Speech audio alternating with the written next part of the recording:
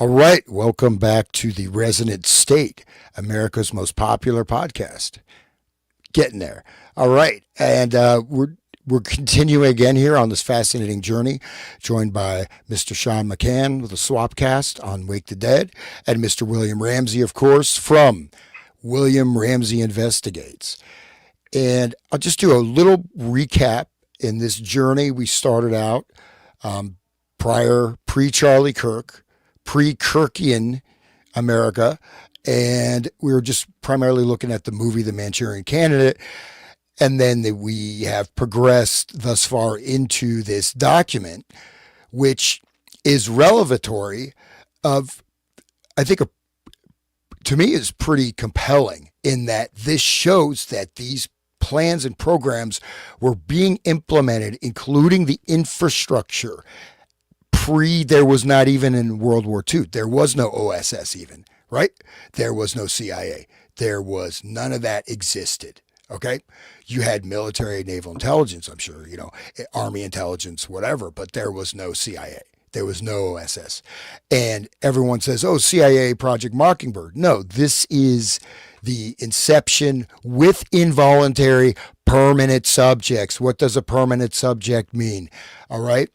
Um, and one last thing, I just throw this out there just because I kind of went on I'm trying to recover from my deep dive into Russ Didzar, who's just down, well, would have been just down the road for me here in Ohio. And another guy, Wilfred Wong, right? And he is the number one investigator of SRA in England, as Russ Dizdar was, in the United States. And the one thing that is, two things are pretty compelling. Both of them independently came to the conclusion that this is, in a sense, a movement towards a infiltration and a takeover with many, many cells.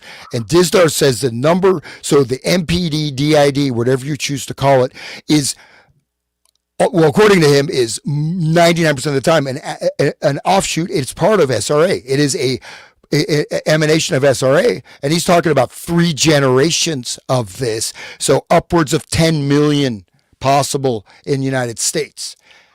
And I'm throwing that out as looking at these mass shootings, right? We were going through like the number of mass shootings, which occasionally now doesn't even get on the friggin' news. I don't think frig is swear, is it? Like frigate ship. But but we are on YouTube though. So. But a fine line. But anyways, these guys were, and you have to say that, like, I mean, Dizdar was very hardcore, like right in the real deal stuff. And the way he talks about this, here's the one thing is that you see that this stuff is completely out of the news, right? You don't hear about any of these except for, we talked about the Hosanna scandal, but basically there's, and the police are trained not to bring up any ritualistic aspects. Do not mention it. Like, as Russ Dizdar says, Dahmer had a bone satanic shrine with a power cone made of human skulls. So, this has been an aspect in many, many of these cases. And I mean, it is, hopefully it's not correct. If it is, then but anyways, it's really scary. But the other thing is that, and this is what, one last thing I'll say is that the covering up of these crimes, it's Wilfred Wong. So both of them off the grid or off the map. Wilfred Wong arrested, jailed for 17 years for rescuing a girl from foster care that was being sexually abused by her father, and they had all the testimony, and the courts were going to give her back to her father. 17 years in jail, plus an additional 2 for something or other. So he's off the map, like he's gone. And Russ Dizdar, who, seemed relatively healthy, 65 years old, just drops dead. And his wife. And his wife 2 weeks later. Right. So it was during COVID. They put them on the freaking breathing apparatus and they died, just like Rob Skiba. To me, they were all murdered.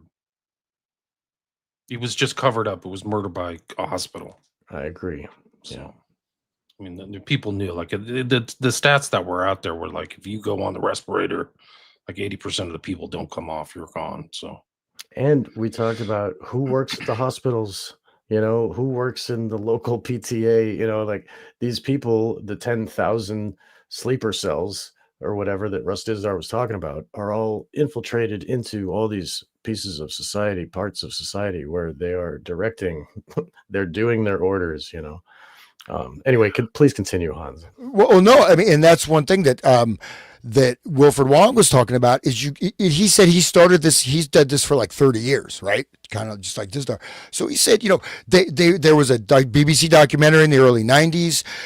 There were squads, the social services were part of it. Now it's completely reversed, and even judges who are directly tied to occult circles and satanic circles are judging these cases, and the police infiltrated. You have the social services completely infiltrated, right?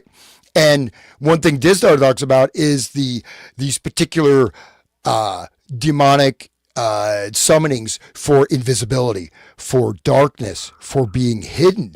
And this is very, very common. Again, plus the level of infiltration, because they were doing something about this in the 90s, and it was getting out there, right? At least to a certain extent. Now, you know what I mean? But why is that? And has it really gone down? Or are we looking at it's just so interpenetrated that it's invisible? Very good question. Yeah. Yeah, well, why don't we know? Why is it satanic panic? Why did Gunderson, who was like around McMartin, where there's supposedly ritualistic sex abuse and animal sacrifices, say that Ken Lanning, in my opinion, other than Satanists Aleister Crowley, Anton LaVey, and Michael Aquino, Ken Lanning is probably the most effective and foremost speaker for the satanic movement in this country today or any time in the past. That's the naysayer from the FBI. It's a direct quote. I'm going to bring it up. Watch this. Look at this. This is from the Franklin's cover-up or whatever. And the finders disappeared. Like who swapped that, pushed that under the rug, you know? Like Friends of Animals. Things. Right. Yeah, right. Them too, right? The Scientologists down there, the best friends or whatever. But I mean, like these people are, it has penetrated all parts. Like where's Jeffrey Epstein list? You know, like the highest part of government's like, oh yeah, that's fake news, guys. Don't look there. I mean, so really, like it's just more evidence the more we see all this crap. Like we talked about Eberly, if you remember, Sean, you were reading that from the intro to Program to Kill about these guys, you know, and Lanning and these guys are covering it up. McMartin case, all these guys. There's no such thing as satanic ritual abuse. It's all been proven fake. It's not. It's totally lying. Meanwhile, in Utah, they're like, they got these real cases, and you know, which actually didn't. The Utah case got disappeared too. The prosecutor quit all of a sudden, and then they don't have a prosecutor for it, so they let the guy go. This what's his name? Starts with not Heuermann, but I thought it was started with an H. But anyway, that guy was satanic ritual abuse perpetrator, you know, and oh, sorry, we don't have anybody to prosecute him. Just let him go. Like, what the hell, dude? That's not justice at all. And it's obviously like built that way. The whole system is built for that, you know, like. Yeah. Well, you know, and then, you know, you have all these different cartels, and you have Guatemalans, Hondurans. And what I learned from Dizdar is that there's all these other kind of cultic voodoo type of religions that are also very powerful, some of which are more powerful than voodoo, right? And these are, yeah, I forget, like Paulo Gris or whatever, and some other, you know, other ones. So all these different groups and circles have their own demonic type of summoning ritual spell. And then you tie that in with the SRA and also installing these types of energies into some of these multiple segments. So anyways, I'll leave that there. But yeah, it's just, who knows, man? But unfortunately, I mean, I wish we were living in the land, you know, everything was great, and, you know, milk and honey was flowing from the sky, and, you know, inflation, like I'm seeing like inflation. It's like, dude, it's like pretty soon I'm going to start eating I'm going to become a cardboarditarian because this food is so damn expensive. Right, really. It's interesting because I just did a show with Rise to Liberty, and I mentioned one of these, you know, I've read so many West Memphis 3 files, satanic ritual abuse type stuff. Satanic occult crime, I guess is the way to put it. But there was one in the case files from it. The crime happened in May 1993. It was from January 93, where the guy diagnosed Eccles with amnesia and dissociative states. Like, this is incredible. And he doesn't remember when he started drinking blood. So he said during that time he was 18. He said he started when he was 10 or 11. So that means like he had amnesia for some reason or other. Like, and then you watch him and you're like, why are you in public? Like, how can you get away with it? Like, how can you manipulate all these people without this kind of like self-reference? And then I see Eccles in a different light now that I know all this stuff. Exactly. That's like really what foul. Russ was saying, 90% of all MPD, DID is results of this type of grok breaking the clown type of treatment, so, and what was Damien's dad all about? And what was that? What's going on there? And you know what I mean? Like, the mom never worked. Like, there's just so right. many things about them. Like, The and there was chemicals literally thing. there was a murder that happened the same year in '93 where they were out like at a bonfire in the middle of the night. Like, what the heck's going on? You know? Right. Like, why are you doing that? Like, it's crazy. Let me see if I can find this. I don't know. And if you read Crowley's, I mean, like if you read your book to learn about it, William, but Crowley said the 8-year-old boy is the best sacrifice. You know what I mean? They got 3 of them right before Beltane on a full moon, and they submerge it in the water. They eviscerate one of their penises. They got them bound, and I mean, it's like as occult as it gets, and everybody's like, "Where's the occult? What are you talking about? They're wearing black shirts. They're like Metallica, right? Okay." Right, here's the individual progress. I mean, this is all kind of SRA overlap type stuff. Individual progress report, Damien Eccles, January 25th, 93. Focus of today's session spent talking with Damien about his feelings of death. He brought with him to session a poem he had written during the past week. Theme of this poem centered around death and power. This is in the court records. You can read this. Damien explained that he explained his power by drinking blood of others. He typically drinks the blood of a sexual partner or a ruling partner. This is achieved by budding or cutting. He states it makes him feel like a god. This is current themes of Satanism. Damien describes drinking blood giving more power and strength. He remembers doing this as far back as age 10. He does not remember where he learned to do this. This is like amnesia. He believes there's no God. He believes that society believes there's a God because society is weak. He wants to be all powerful. There's a spirit inside him. Oh, sorry. He discussed how some of this is related to his experiences as a child. He acknowledges that some of this is related to his childhood abuse, trauma. This is like child ritual abuse. Wow. They're admitting it right here. He's admitting it. The spirit was put inside him last year. So this is like a double personality thing, right? Indicate that a month ago, the spirit decided to be part of him. When questioned how he feels about the spirit, what the difference is, he's able to relate. He feels stronger, more powerful with the spirit. He has not seen the spirit, but he does have this. In addition, he reports conversations with demons and other spirits. This is achieved through ritual. He denies that he's satanic, seeing himself more as being involved in demonology. Oh, dude, thanks, Damien. Yeah. Oh, man, you're an intellectual. It becomes more noticeable today, and talking with Damien, that he has many things from childhood he simply does not remember. This is believed to be a dissociative response to trauma issues. Wow. He's a traumatic mind control guy. Isn't that deep, man? That's why he's out there all the time. Like he may not even remember, like Suran. Crazy. Well, have you guys seen the movie Him that just came out? Oh, No, but so gay. I could it. not finish, dude. I got 20 minutes in. I'm like, this is the grossest, gayest thing I've ever seen. Dude, when they're like, I watched it twice, bro. What are you saying? Was it streaming? Did you watch it streaming? No, I did some pirate site. Yeah, same, I wouldn't pay likewise. for that crap, dude. Dude, so like there's this scene. Okay, I'm just gonna say for everybody, warning everybody, right? So the dude gets accepted into this like training camp where he's training and learning how to be like tough guy. And if you're not watching, if you're just listening, it is a gay porno. I swear to God. Like they're like, and then there's like one of them's laying on the ground and he's got his knee up and the other one's got his knee and is like pushing on it and like doing this gyrating push. That was my favorite scene, dude. And then, but if you close your eyes and listen, one of them's like talking about how like, oh, do you even stretch? And the other one's like, oh, you're so big. And then the other guy's like, oh, you're next. Like, dude, it's like a gangbang of like, It's sick. I'm sorry, you guys. So you're too homophobic. I couldn't take it seriously. You homophobe. You homophobe. You phobe. We got a phobe. We got afraid. I'm so afraid. I was doing I was doing a show the other day because I'm playing sitar, and I said, "Oh, my butt hurts. It hurts because I'm sitting." But he's like, "Oh, why are you telling me that?"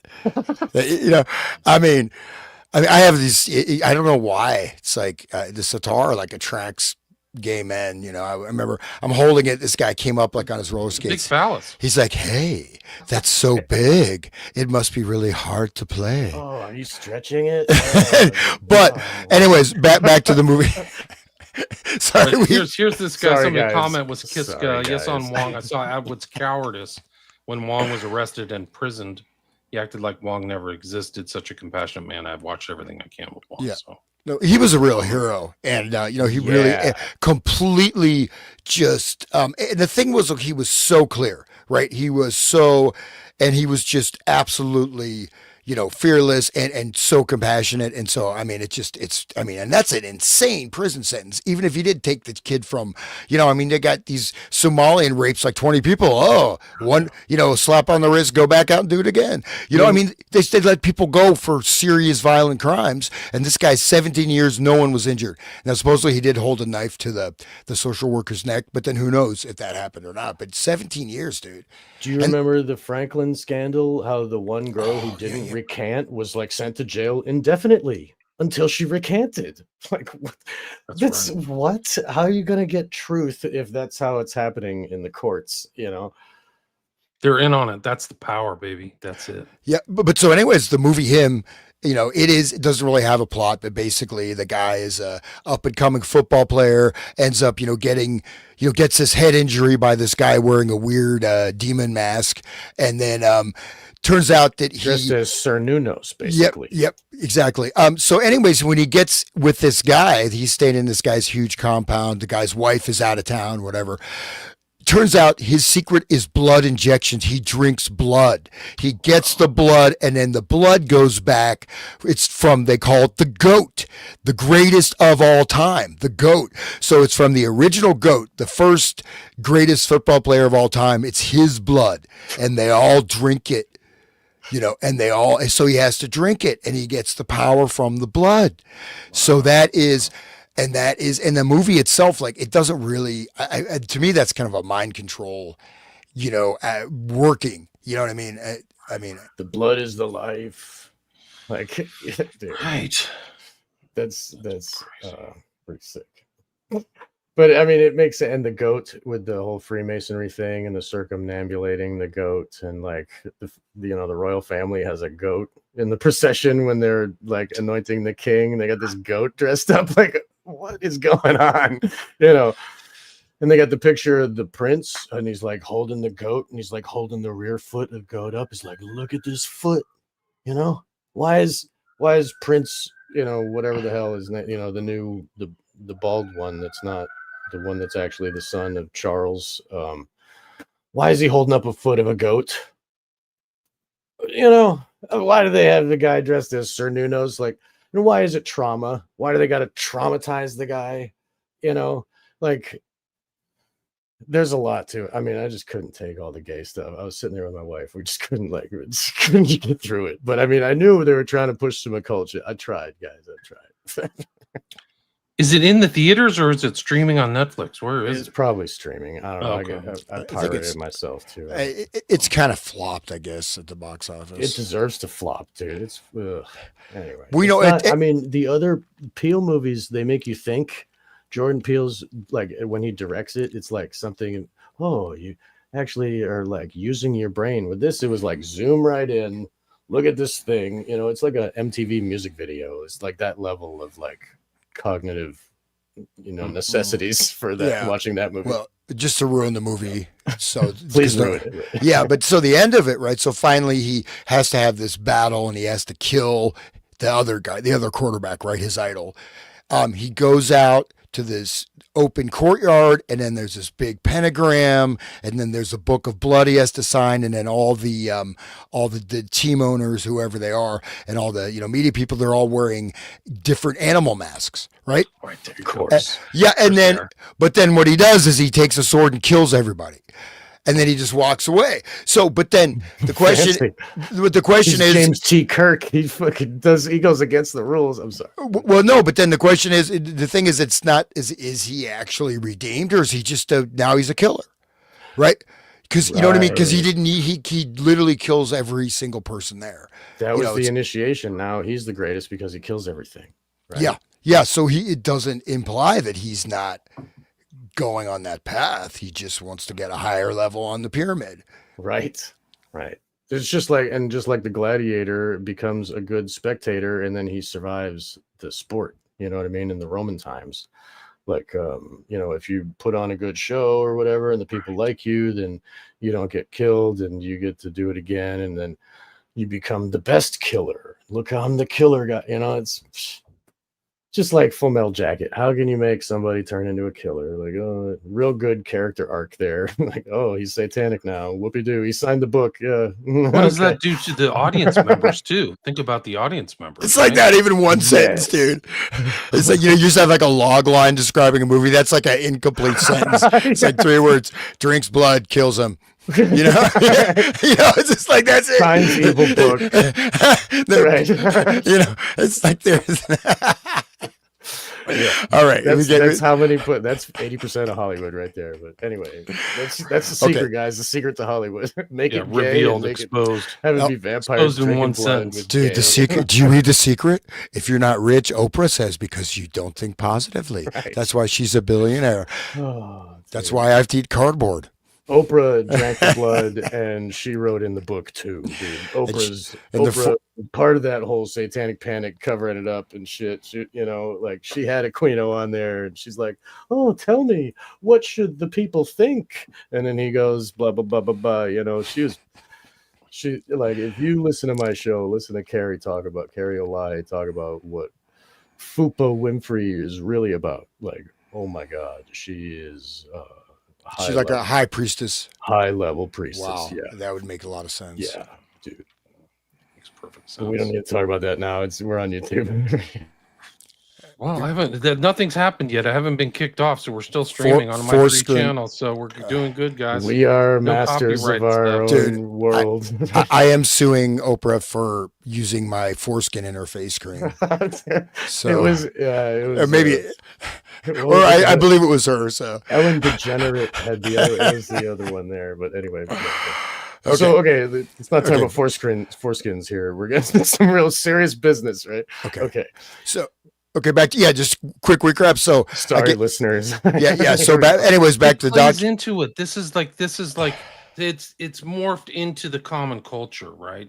So it's morphed into Satanism, into what you're watching on TV, into possibly some of these assassins. It's political assassinations. Weird things have happened, and it can be explained. Some of the high strangeness of some of these characters can be explained. The genesis in the United States of this stuff. Astrobrooke's talking to Hoover. Perfectly capped. Absolutely. And even like if you see, and I think at some point they start referring also to inputs from media, et cetera, right? There's the implications of that there.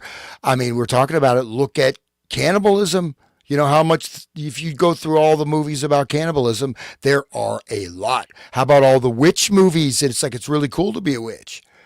Just be a witch. It's super cool. You know what I mean? And these things are, and then even that Dexter, and he's kind of, Right. So lots of inputs that is just enough to give someone a push to take that first step. Or that Damien Eccles guy who really liked Metallica, and all of a sudden he's famous just for wearing black T-shirts, right? Yeah, I think he's a public figure recently. He's written books. He's featured on Stranger Things as kind of like a heroic he was figure. Of course. Yeah. Right. The figure's based on Eccles, the guy who's in the season 4 or whatever. Oh, so the satanic payoff or whatever. But yeah. That figures. Wealth and fame, I guess. I mean, I think he has some. book. Oh, he did it all, man. Yeah, did he it killed all. the people, killed the children, and I'm sure he signed the book. And that's why Henry Rollins is up there, like, oh, almost like love, falling over in love with this guy that who supposedly just went to jail. Why are you so All of them. famous? Yeah. You went to jail for having a black t-shirt. Why does this guy love you so much? Why does Margaret Cho want to give you money? Why does Peter Jackson, like, what the hell? Like, Right. it's weird. It's a hard one because you think at first glance this is just a natural good feeling, like, oh, these guys really have a generous spirit for this poor little guy, and then you go, oh crap, I'm in Rosemary's Baby, and all these people are witches. All of them witches, bro. No doubt, It's like dude. the horror Yes. of Rosemary realizing, Yeah. oh, Well, Right. no, it's like They Live kind of, suddenly, and then, if you start, but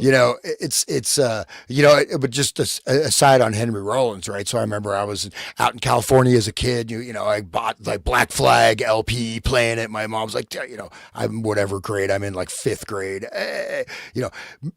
and then Henry Rollins, of course, very violent, family man, killing the whole family. But great thing at moment of Henry Rollins is he has this rant, one of the punk rants, but it's like totally woke. It's hilarious because he's like, hey, the hell do you mean? Like, it's so funny, dude. It's a woke punk rant, and it's really humorous if you ever find that. But it shows punk how rock is woke now. Like Patti Smith wants people to get the shot. Fucking, Jello Biafra tells people to get the shot. Like, it's wear a mask. Like, that's not punk rock, dude. wow.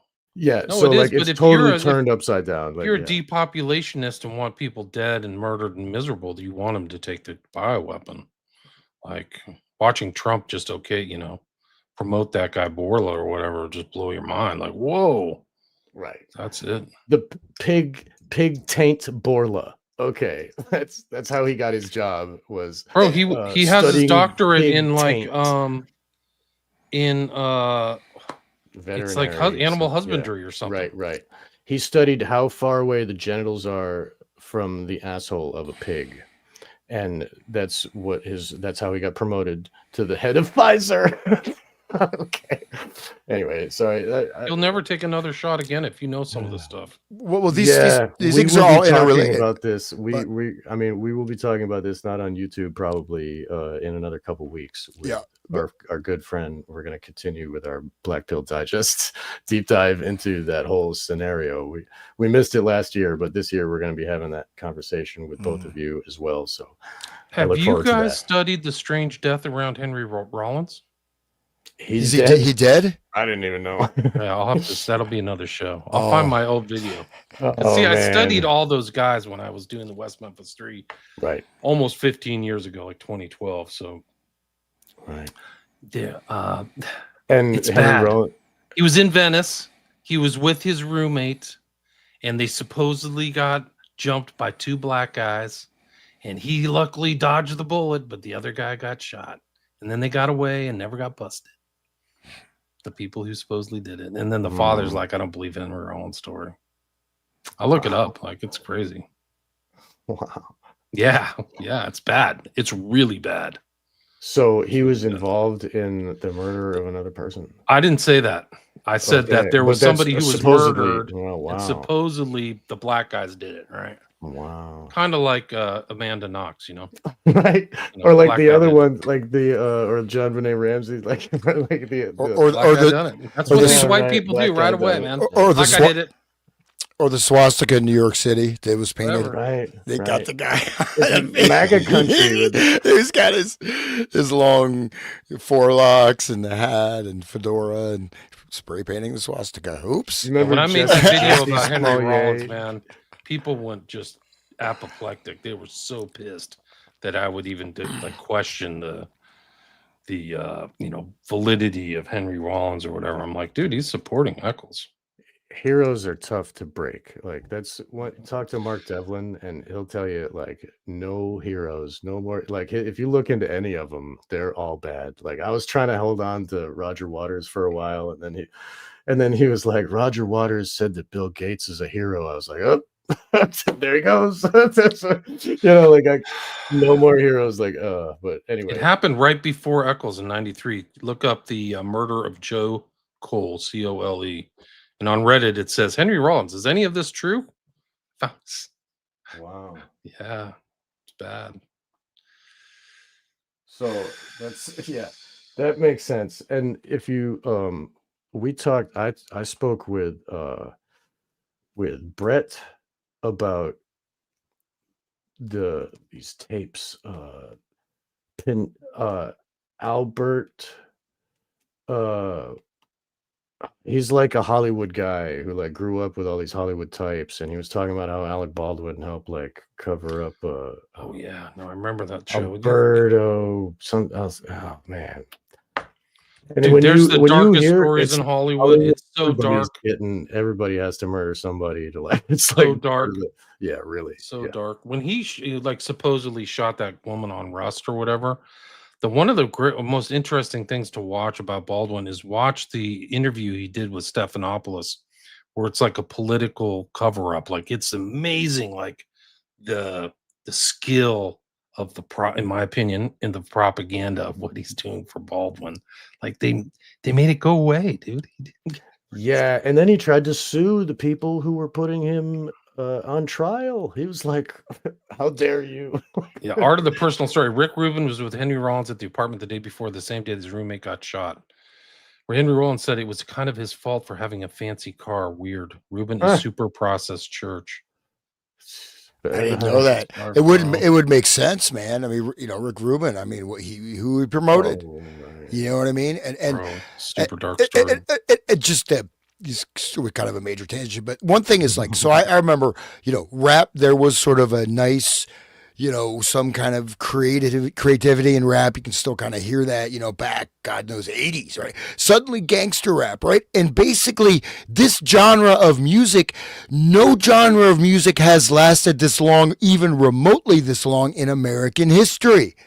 Okay? Seriously, think about it. Like you have Now they 50 got trap music to play in the cell house. Like they got. I mean, go ahead. No, but I'm saying like this rap and this particular style of rap, right? The gangster rap and this kind of real. It's branched out. I was saying it more. Oh yeah. But I mean, it's branched out, but still that style, right? I mean, you've got think about '50s rock, right? So when that was current, yeah, I mean, people still like to listen to Elvis or whatever, but as a living genre, that lasted what 4 or 5 years. Even psychedelic rock, this was current. Now people can retread, but it's not.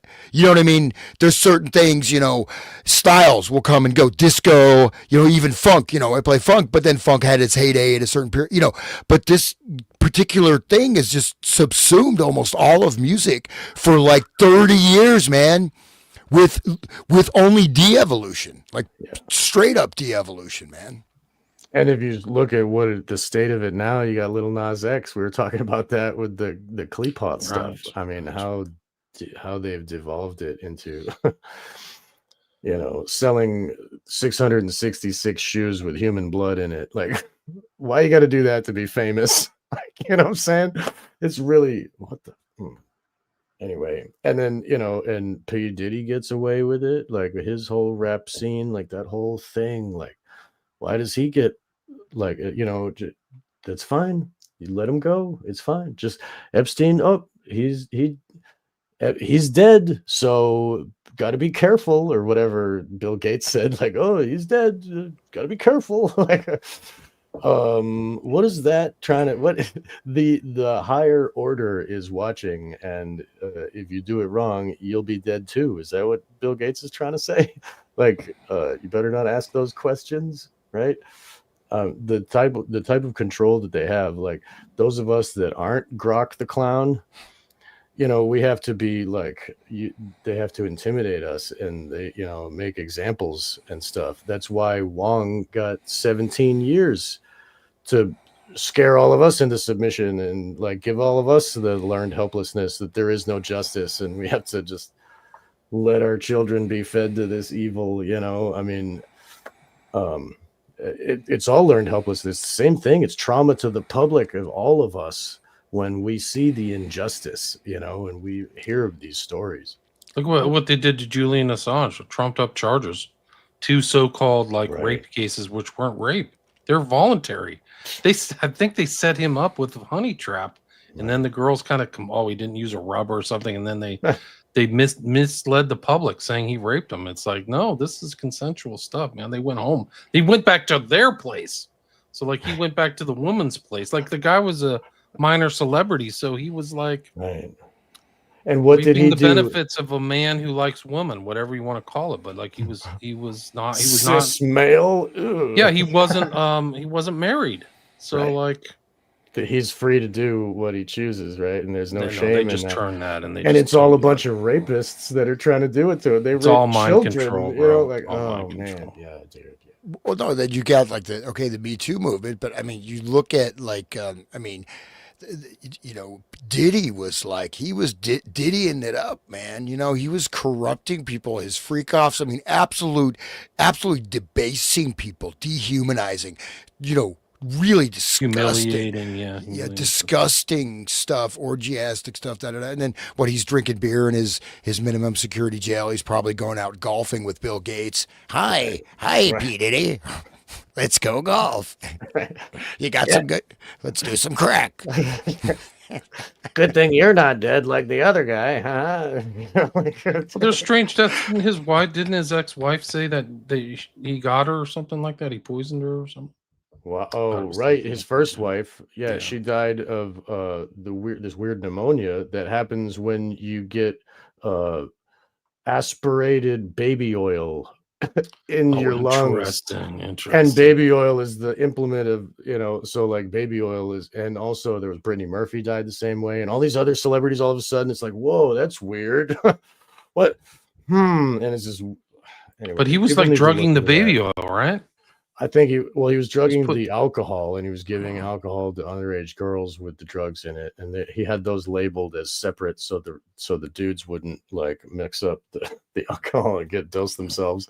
But he would have these huge amounts of baby oil. I don't know if he dosed the baby oil, but he drowned people in it. Like they died because the large amounts of baby oil that went into their lungs. And how did that happen? Were they raped in the mouth? Like, I mean, this is really sick podcast, you guys. I'm sorry. Dude, these blackmailing, all these people, famous people were there doing all kinds of crazy stuff.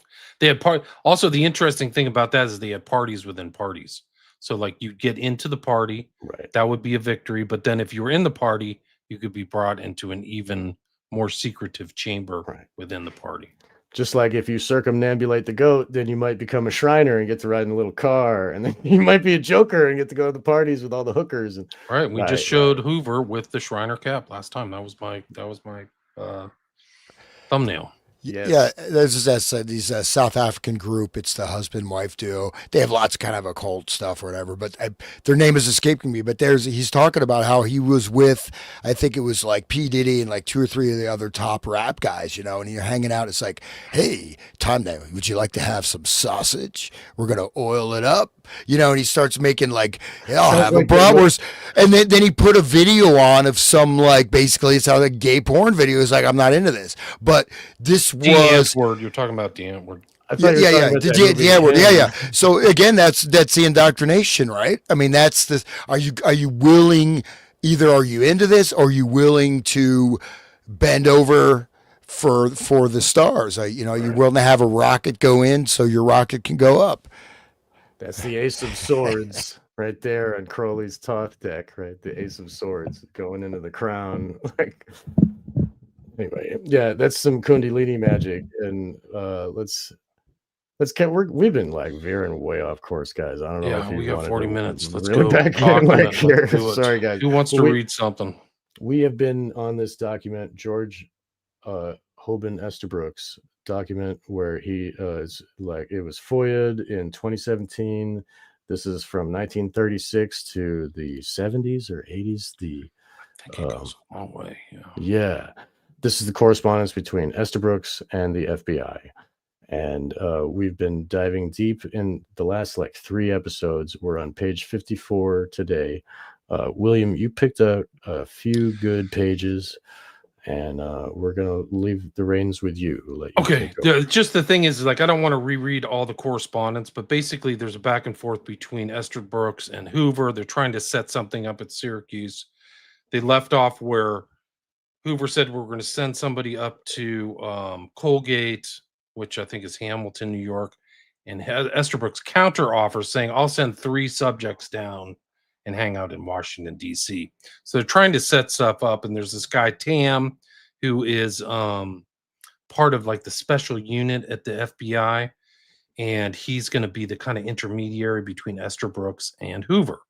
And we talk about the psychopathic hospital. It's mentioned here in some of these documents, but it's really like during the kind of Christmas era or the holiday era, kind of what we're in now, of 36. So they're trying to facilitate this stuff. There's back and forths. So Esther Brooks is going to show up in Washington during the Christmas, like 2 weeks during Christmas, and he's going to teach whoever needs to know how to operate these 3 subjects that are unwilling, permanent, mind-controlled subjects. Right. Two males and 1 female. The males were part of the CCC Right. whole Civilian Conservation Corps, I think it is, right? Yeah. So that's a what government. The president set up, right? Right. FDR set up. Yeah. Yes. Public works, basically, that, you're there, hard times, we're in a barrel, you know what I mean? Like, you're pretty Right. poor. So that was for the people that are very desperate, actually. Right. The Dust Bowl and the Depression was like, this is right after that or during that. And it's really something else. Like, there's his own correspondence, like in his own words. This is him from Hamilton, New York. Dear Mr. Hoover, just talking about the Syracuse group. He's like talking, and this is his own handwriting. We have outlined a very careful technique with which to approach this whole matter, drugs included, and I think I may count an excellent cooperation. So we can count on excellent cooperation. Getting this underway with this Hildreth of the psychopathic strap, which they got rid of that terminology, but this document is just incredible. Dear Esther Brooks, like, these are direct things between the holiday visits, things like that. December 10th. I think my thing was 68 was kind of where it gets interesting. There's a back and forth. There's bad weather. Coffee can't, make it or something like that. I'm not certain if Thursday appointment. There's Western Union back in the day. That's how people sent stuff. They didn't have emails. They literally had to go to like Western Union. But the correspondence is actually kind of interesting. But Course in Hypnotism by Mr. Q-Tam. I looked him up. He was like the special laboratory guy. So he's going to receive instruction. And this is an interesting one. This is of interest to Hans. We've talked about him in other things, the cybernetic stuff and the Macy conferences. So this is page 68. Esther Brooks to Hoover. I had a very interesting interview with Mr. Coffey on the occasion of my last visit to Washington. So he'd already gone to Washington. He made 1 or 2 proposals, which seemed to me extremely interesting. I've asked Dr. Cutton's consent. That's a guy also from Colgate or whatever. To my cooperating along the lines with Mr. Coffey suggested, Dr. Cutton sees no possible objection. It appears that our examination period comes from January to February 2nd, so they're pushing it back to 37. Mr. Coffey suggested, among other things, that he and I pay a brief visit to Dr. Milton Erickson, Eloise State Hospital, Eloise, Michigan. Dr. Erickson is perhaps our best research man in this whole problem and would, where's that? Problem, and would, I know, be very pleased to cooperate. I've written Dr. Erickson to see if he will be at the hospital during this period. Should he be there, I might I suggest that we make our visit, say, the weekend of the 23rd and 24th of January. This would give us the opportunity of seeing Dr. Erickson and returning immediately to Hamilton, where I could spend the next week with the individual whom you might delegate to work here. That's Tam. During that period, this letter's suggestion is in keeping with the proposal made by Mr. Coffey. I shall be very much interested in having your reaction on my proposition concerning Dr. Shankweiler made verbally to Mr. Coffey. Dr. Cutton, that's the head of Colgate, I think, wishes me to extend you his very best wishes, G.H.S. Esther Brooks. And who is Milton Erickson? Yeah. And so Milton Erickson is really really a seminal figure that cuts across the decades, right? So he was the primary Bandler and Grinder, right? Richard Bandler out there just doing cocaine with a bunch of the CIA guys. The CIA guys would all hang out with Bandler. They'd do tons of coke, hang out at a swimming pool, and he would teach them NLP. But the the two primary influences and the potentially the progenitor, right, of the whole NLP movement was actually Bateson, but the main technical research person was Erickson. It was based mostly 80% off Ericksonian hypnosis techniques. And I have some of the original volumes of NLP, and they are, so you have these books like Frogs and the Princes and all these paperback things, and they're all mostly just dialogues, right? Or transcripts. This one is all scientific, these volumes, leather bound. They're all like flow charts of the brain processing written in like code, A plus B, all equations, particular equations that can be actually fed into machines too, but equations of how to, all these different things, induce trances, create these different states, create anchors, create triggers, all kinds of stuff, anything you can imagine, right? But the thing about Erickson, I want to emphasize is that he was the master of inducing various degrees of hypnotic trance, right? And including like, okay, so you don't know what you're doing, you don't know where you're going, or inducing a trance, you're actually hypnotized, but you think you're normally conscious and aware. You don't even know you're hypnotized. And that's a perfect lead into where we're going to get to. Yeah, hopefully but also and he would hypnotize, like, so if I was in Ericksonian hypnosis, I would. I mentioned I had that CD box set of CDs for my friend from the pickup artist. Like, Mary had a little lamb whose fleece was white as snow. Or like, hey, have you ever? I really feel like it's. Let's get naked. No, that's not good. Like something. Not like that, but embedding, hello, it's nice to see you, and it's great to be here. And so let's go find a particular way that okay, this is not, obviously I don't know Ericksonian hypnosis, but basically in a lot of times he'll talk and it won't, you ever hear some people talk and it's kind of like, almost seems kind of like, you can kind of follow what they're saying, but it's kind of, not word salad, but kind of seems kind of disjointed or whatever. Bandler is a great example of that. People even give speeches like Bateson. You listen to Bateson's public speeches. They're like this, right? They don't get to the point. You know what I mean? But this is how they embed the Ericksonian hypnosis command lines and various triggers and things like that. So it is a subtle technique, but then you can use also physical touching, et cetera. But yeah, Erickson, very, very, very, very important. So that's my little. Founded the American Society for Clinical Hypnosis in 1957 and served as its first president. So he's at this for decades, guys. This is him in 37. This is a freaking expert.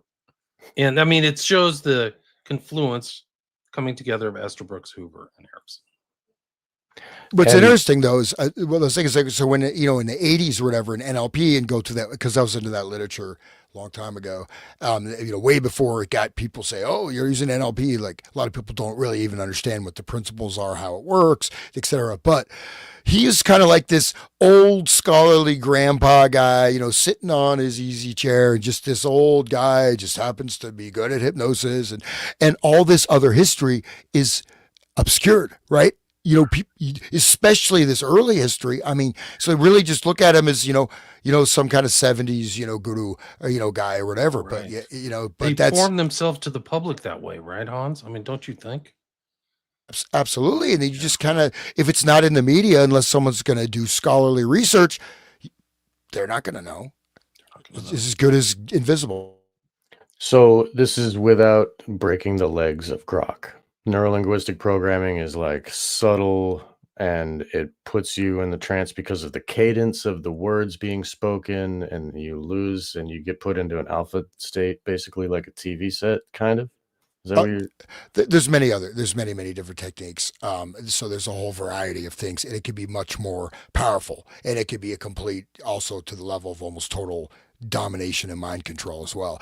But Wow. primarily, you're dealing with the formations of consciousness, internal, external, different modalities, and they actually have something which is quite interesting, is the eye movement stuff, right? Which Right. was EDM something. no. So this is the access, right? So if you look up and to the left, you're accessing imaginary kinesthetic. You look down to the right, you're It's doing like a memory that you actually remember or something, right? or you're either accessing a memory or accessing something externally, but you can actually Right. track, and they had these cue patterns of basically, Right. so the eye movement related to what part of your brain you're accessing or what you're experiencing. So there's a whole code with that.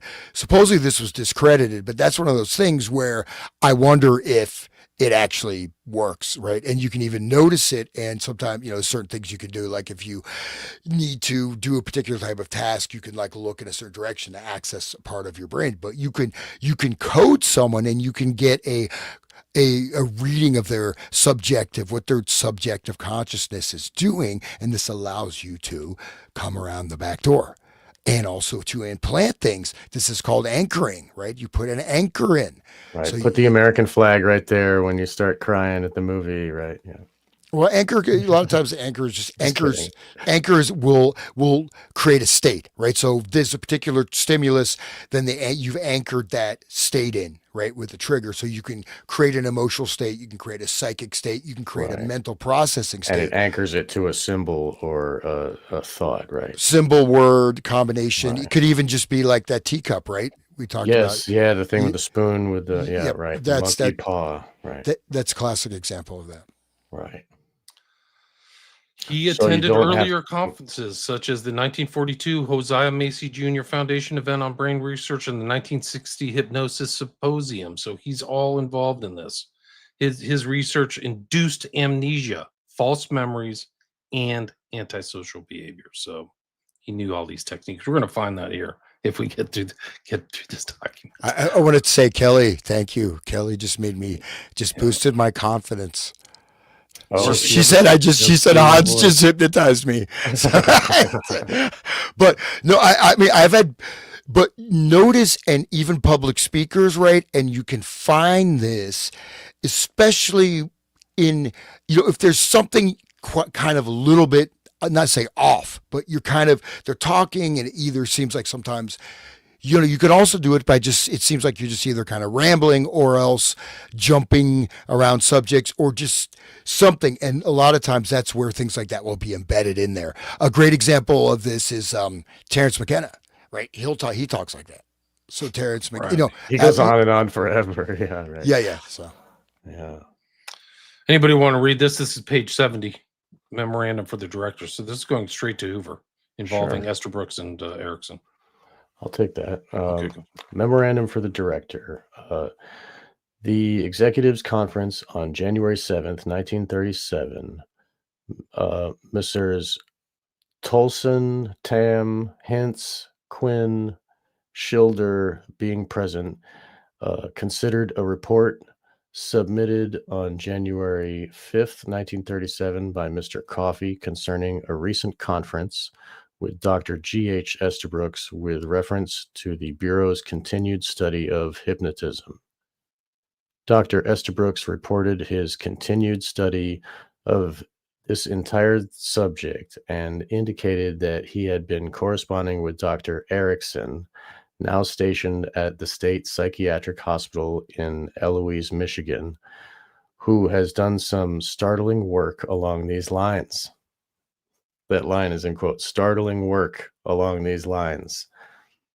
Dr. Estabrooks recommended that because of the inability of the Bureau to employ any of the three persons previously suggested by him. Now, these are the total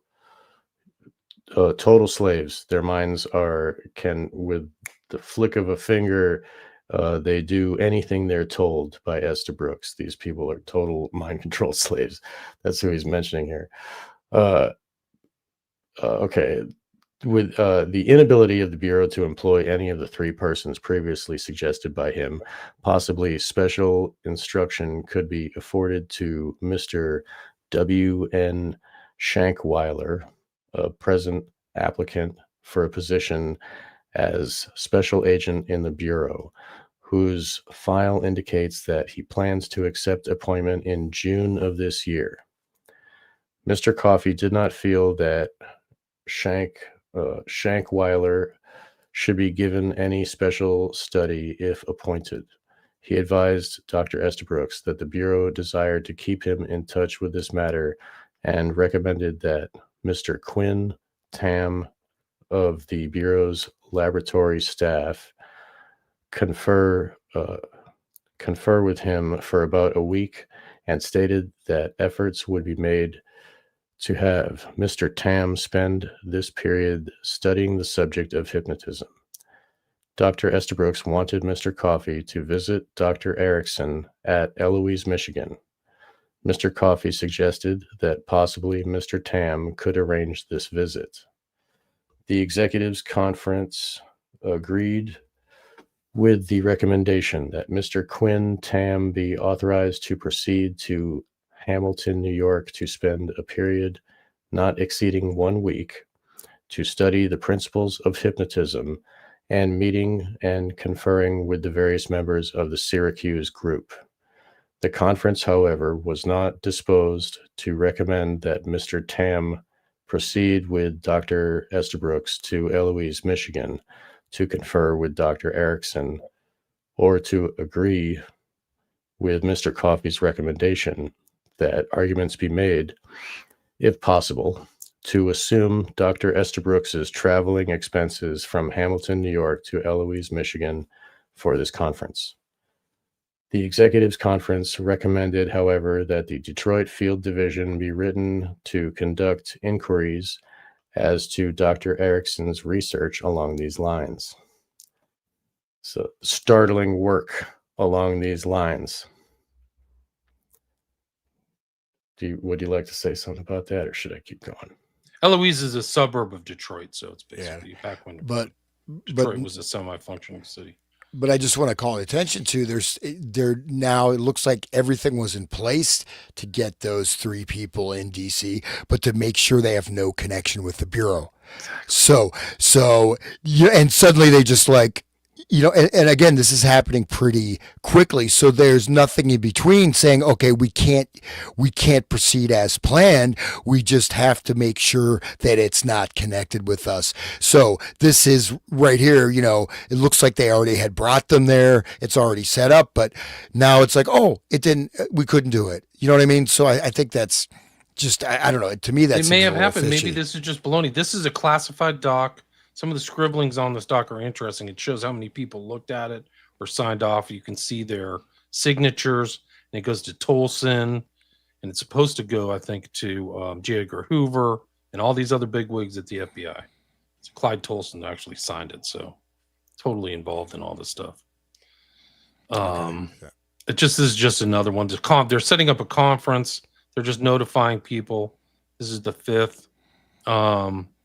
There's kind of an interesting thing on this. It's basically Dr. Estabrooks stated 2 experiments have been conducted using nitrous oxide, but they were not successful in hypnotizing the subject while under the influence of the anesthetic. He attributes the failure, however, to the particular subject used, pointing out that he was a chronic alcoholic and of a very nervous temperament. Dr. Estabrooks stated that it was necessary to slow up further actual experiments for 2 reasons. 1, the extreme difficulty of him getting to Syracuse in the winter weather due to the impassable condition of the roads, and 2, the desire of the group to research a little further into existing literature before proceeding with other subjects and experiments. So it's just kind of, let's see. Estabrooks also informed me that he'd been corresponding on the subject with the Dr. Erickson. So they don't know the importance of Erickson. Maybe Erickson isn't as important yet. Now stationed at the State Psychiatric Hospital at Eloise, Michigan in Detroit, that Erickson has recently done some startling work, like you mentioned, in connection with a criminal subject who's the victim of amnesia. According to Dr. Estabrooks, Dr. Erickson was able to get the subject to recount his entire past history, including his criminal activities, all under the influence of hypnotism. And then they mentioned the 3 guys, like you mentioned, the mind control slaves. Dr. Estabrooks stated that in light of the inability of the Bureau to employ any of the 3 persons whom he previously named to be used as experimental subjects here in Washington, he had an alternate suggestion to make, namely that he would give some special instruction to Shankweiler who is now a professor of classical literature at Colgate, and who has an application for appointment as a special agent before the Bureau. Estabrooks pointed out that Shankweiler would then have the special training in the event he enters on duty with the Bureau as a special agent. I've since examined Shankweiler's personal file, and it would appear it has been tendered an appointment as special agent and plans to accept in June of 37. Hypnotic work, further possibilities. Estabrooks apparently reconciled himself to the fact that the Bureau could not now appoint any of his devotees on the subject, and was of the opinion that one of the laboratory staff could help keep in touch with the situation, particularly if he made a study of the principles of hypnotism. Play visit him in Hamilton. Estabrooks also very anxious that I meet more with the Syracuse group. Now, this is kind of just correspondence. They're trying to figure everything out, going back and forth. But I think the next one was 76. But this is all really important. Like they're just corresponding, like familiarizing themselves with each other, Hoover and Estabrooks. But I think the next one was 76. It says, in connection with the Bureau's study of various methods for the detection of deception, it has been reported to the Bureau that Dr. Erickson, now stationed at the Psychiatry Hospital, Eloise, Michigan, has recently made some extensive studies and experiments in the field of hypnotism. According to the information given to the Bureau by Estabrooks of Colgate, Dr. Erickson was able to cause a victim of amnesia to recount his entire past history, including his criminal activities, all under the influence of hypnotism. I mentioned that, so it's pretty interesting. So these guys are going back and forth. They're trying to get to Utica. There's bad weather. And I think the next one was 81, I think is where it starts. I think it's summer vacation, psychological tests, serious regards, Estabrooks to Hoover. I think the next one is really 85. So just more correspondence. They're trying to get together. Yeah, this is it. Anybody want to read this? This is like the Russian hypnotized trial. This is 37, guys. This should be you. You should read this, Hans. Can you read that? Yeah, let me make sure I'm on the right. Okay, It's 85. Yep. Okay. So this is a for those listening on the radio, this is a copy of a newspaper clipping. So here this is okay. 17 Russians hypnotized at trial. Charge. London, January 27th. UP. Mass hypnotism, a mysterious truth drug, and an epidemic of mass confession were advanced by newspapers today in their efforts to explain the statements of 17 men on trial for treason in Moscow. A Warsaw correspondent of the anti-communist Daily Mail described in detail the alleged mass hypnotism of subjects. They were put in a big, brightly lighted room, forbidden to talk for a few minutes, then confronted by a hypnotist and assistants. The hypnotist, the correspondent said, faced the subjects while attendants turned off lights except for spotlights at which the subjects gazed, and then a monotonous speech sent them into a trance. The Daily Express and Morning Post, also anti-communist, inclined to the truth drug idea, but a post-medical correspondence recalled, as a simpler explanation, the occasional epidemics of confession in schools and institutions after religious meetings. Right. So these reports are being bandied about. Pretty interesting. So they're blind. They're putting a spotlight in their eyes like a deer that's on the highway, and like a car's coming at it. Like they're trying to access that type of freeze response, the dissociation, right, with the lights and this is like a rock concert. I mean, didn't Taylor Swift have everybody do that at her concert? Right. She probably had spotlights. William, could you read the next one? His handwriting is a bit tricky for me to decipher. Well, I don't know. I'm not going to, those aren't, to me, they weren't relevant when I went through them earlier. They're still kind of going back and forth. They're just trying to get up to Hamilton. I think the next one I had was 101. Another letter, Estabrooks, Hamilton, hypnotism, criminal field.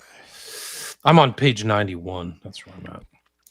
And Like, but you just see the scribblings. These are going back and forth, and all these people are getting them. They're like putting their signature on there. There's Hoover back to Estabrooks, Estabrooks to Hoover. They're talking about like summer vacation and stuff. Mount Harmon probably School. coded language, probably like, oh, Maybe. I got your napkin on my pizza. All right. There's a proposed trip to Tam to go north. There's a mention of Rockefeller case, Enrique Garcia. I don't know what that is.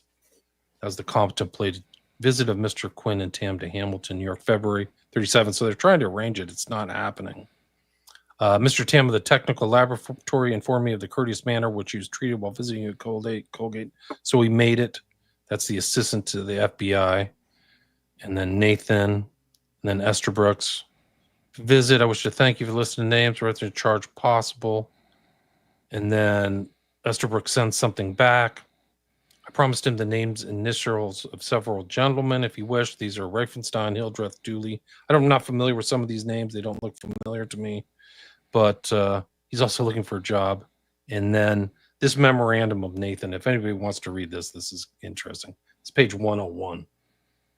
Does anybody want to read that? Any volunteers? I can't hear you, Sean. I'm Go ahead, muted. Sean. Sorry. Yeah. Okay. I'm sorry. ahead, I'll you take do. over. What were you saying? 105?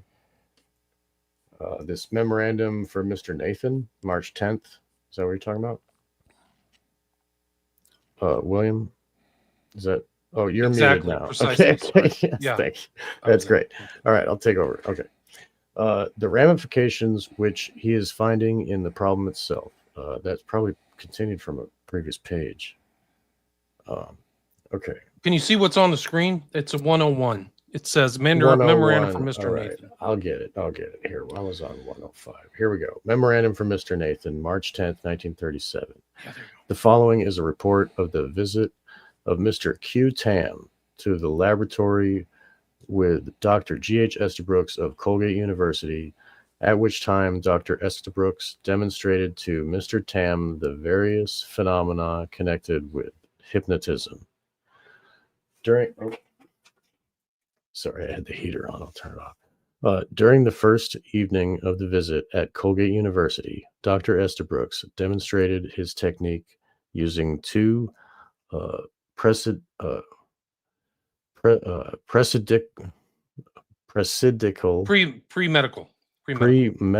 All right, that's an M. All right, sorry. This is a mimeograph. We're having a go. moment. These are hard documents to read. And some of the, It's a millennial moment. It's the okay. handwritten Oh, yeah, ones are you bastard! impossible. I'll never live that down now. Handwritten ones are impossible to read. Right, it's right. But anybody can download them and decipher them themselves. I posted it on my Send us my the stuff. Odyssey If you have page. like things that we missed or anything, please send us an email. You can contact Sean or Hans or me. Yes. Send us an email. If That'd you have any be thoughts or comments or Yeah. questions, we'll look at the comments here after we're done with this document. Yes. Okay, that'd be great. So two pre-medical students from whom he had picked from a group of 10 students as being possible hypnotic subjects. Mr. Tam was informed that Dr. Estabrooks had never worked with these two students before. During the process of the demonstration, Dr. Estabrooks was successful in immediately inducing a deep state of somnambulism simply by the suggestion that the student relax and go to sleep. Just a suggestion. No prior, he didn't work with them before either, right? Wow. He'd never worked with these two students before. But somnambulism again means there's like sleepwalking, right? They're Yes. they're asleep and they're doing activities, they're following the commands while like a zombie, man. Yeah. A great point. That's what these people are like. They're like sleepwalkers. They get put into a somnambulistic state. So yeah, Estabrooks is this just magician that just puts people just by suggesting. Okay. During the course of the experiment, Mr. Tam observed Dr. Estabrooks's method in inducing hypnosis and also ascertained from him that it is his belief that approximately 1/5 of the people in this country will make good hypnotic subjects. However, The consensus of opinion is that such a state of somnambulism is most successfully produced in people of the higher intelligence level. This is the same with all the SRA stuff, that the children have to be creative and intelligent. However, this correlation of intelligence with the ability of the person to be placed in a state of hypnosis did not follow through all the experiments which were conducted. On the second day of Mr. Tam's visit, in the company of Dr. Estabrooks, he proceeded to Syracuse University, where various doctors of the psychopathic clinic were contacted. The first of these doctors who Dr. Tam met was Dr. Marion Dooley, one of the recognized world's authorities on drugs. Dr. Dooley, during the course of conversation which Mr. Tam had with him, advised that he understood that the Michigan State Police, in their work in conjunction with a Dr. Snyder, are making extensive use of the so-called truth serum. I'm assuming that's truth serum, SERA.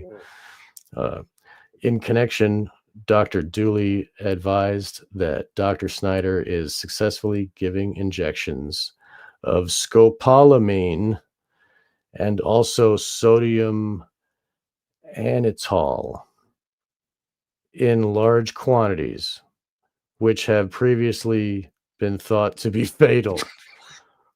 Does anybody know what scopolamine is? Anybody? Yes. That's a zombie drug, man. Yes. Yeah, that is the drug that's used. They blow the powder on you, and then next thing you know, you're lying naked in a bed with a bunch of dudes.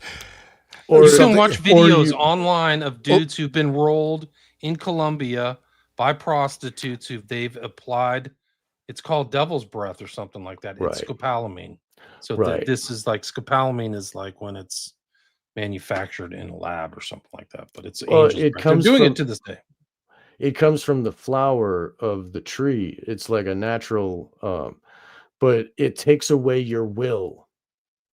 It makes you have no will. Just like what Dahmer was trying to do to his victims. He wanted to like burn their brain with acid and shit, so they would just be a zombie. That's what he wanted. He actually drew zombie. He drilled holes in their brain and poured acid in. Right. Yeah, which is right. Dude, incredible to stuff. make a somnambulist. Like that. He just didn't know these techniques. Best movies of the German. Luckily, he didn't know these techniques. Here's the thing: reread that sentence again.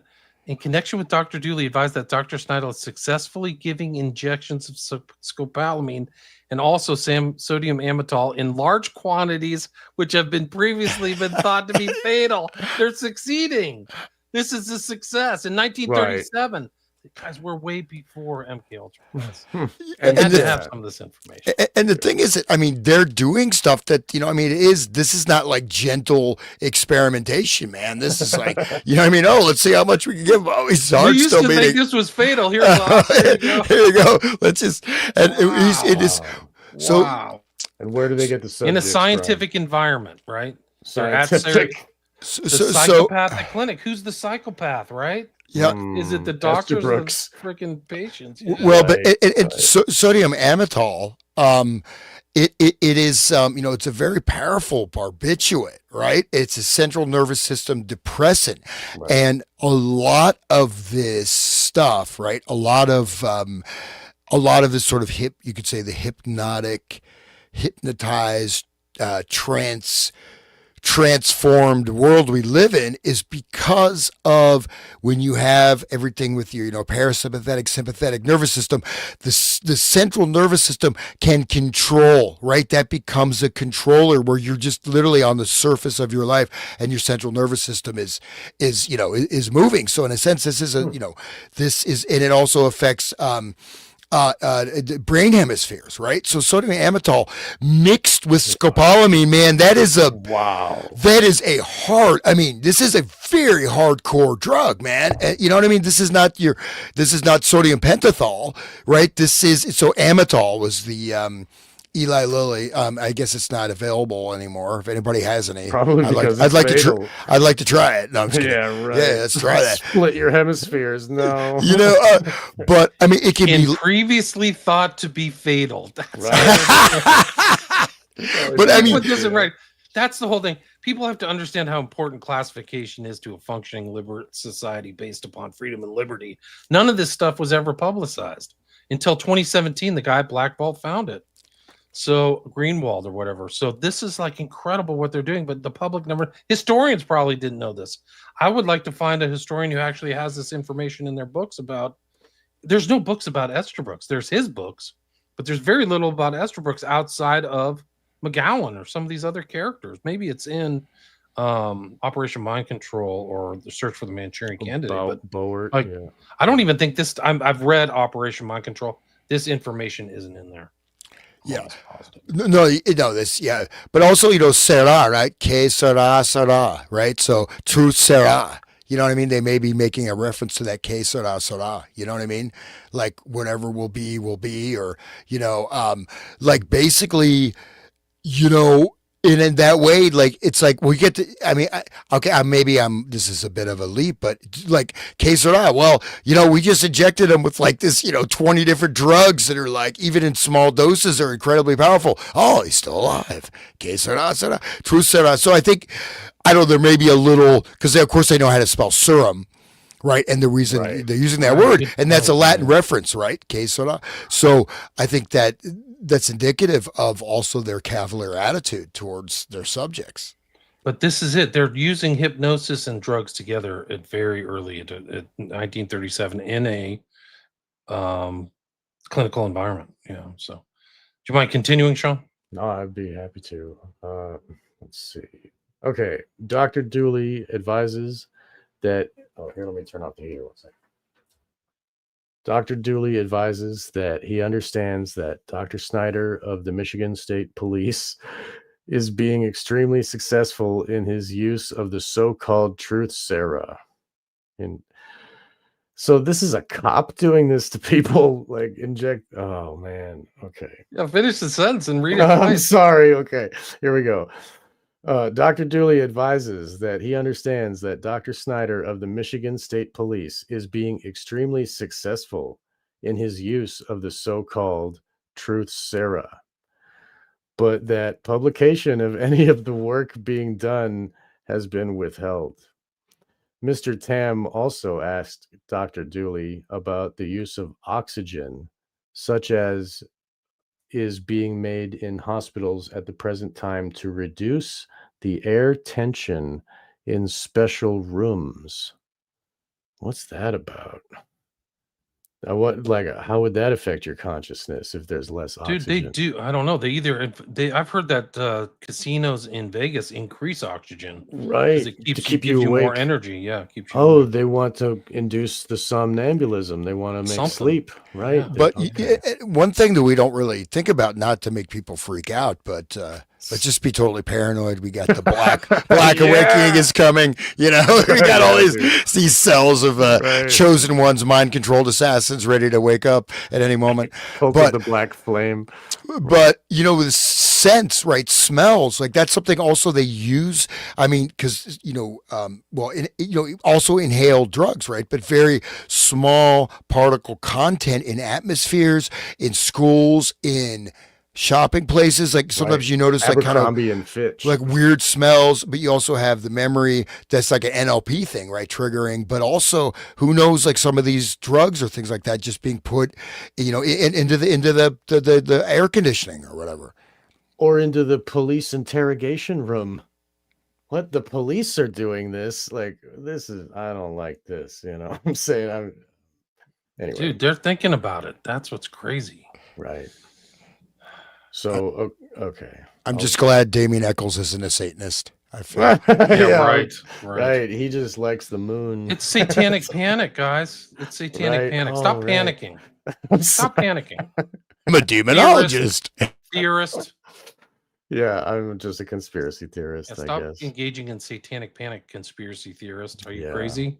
I better go to work and believe the TV. Yeah. How could you doubt the FBI story in anything? Right. Tyler Right. Robinson killed Charlie Kirk with a 30-06. And the bullet disappeared. It exploded his no. heart, but it's not there. We can't Exploded his find heart. it. It stopped at his spine, Right. and then it bounced his heart and went back up. It's like a Right. magic bullet. It's like Right. incredible. Magic bullet. They're trying to pull that You guys are magic asking way too many bullet questions. again. Yeah. Go huff some oxygen and some scopolamine and shut up. That might be fun, actually. Here we go. Okay, moving on. So in this connection, Dr. Dooley, reduce the air tension in special rooms, right? In this connection, Dr. Dooley advised that the use of oxygen in this form produces a mild state of intoxication and is used in a great number of dementia Dementia praecox is what it's called. I think that's what they called it. cases. Okay, so that's like a Latin term for a judicial thing. Alzheimer's, basically Alzheimer's. Oh, I see. My grandmother had that. Yeah. So okay. It produces a mild state of intoxication and is used in a great number of dementia praecox cases to reduce the resistance of the person to being so to reduce the resistance of the person so being treated. People that with dementia can fight the doctors. It's really sad sometimes to see what happens. In being Dr. Dooley's opinion that the use of oxygen in this form places the patient in such a position that their resistance is at a low ebb. That's convenient for the controllers. Okay. After the conference, as set out above, Mr. Tam had a conference with Dr. E.C. Reifenstein, Jr., and a Dr. Hildreth. Dr. Reifenstein is the intern in the hospital conducted by the Psychopathic Clinic of Syracuse University and has had a good deal of experience in hypnosis, having taken training under Professor Wells, formerly of Syracuse University, and recognized at one time as one of the world's foremost authorities on hypnosis. Dr. Reifenstein had been contacted by Dr. Estabrooks for the purpose of conducting experiments in making use of drugs, and has been working in this connection with Dr. Hildreth, although a great deal of experiments have not been made. It is Mr. Tam's opinion that Dr. Reifenstein is scientifically sound and is a type of person who has an extremely analytical mind. He seems to be very enthusiastic about the experiments to be conducted in line with ascertaining the various phases of hypnosis and has done an extremely large amount of reading on this subject. Dr. Reifenstein, if his enthusiasm remains at this point, which it is at the present time, would undoubtedly produce results that would be very indicative of how far the subject of hypnosis can be used and just what type of reaction can be expected from a person who is under the influence of drugs. This is in 37. So we talked about before, LSD was first synthesized in 37, and then it was like famously put on the map in 43.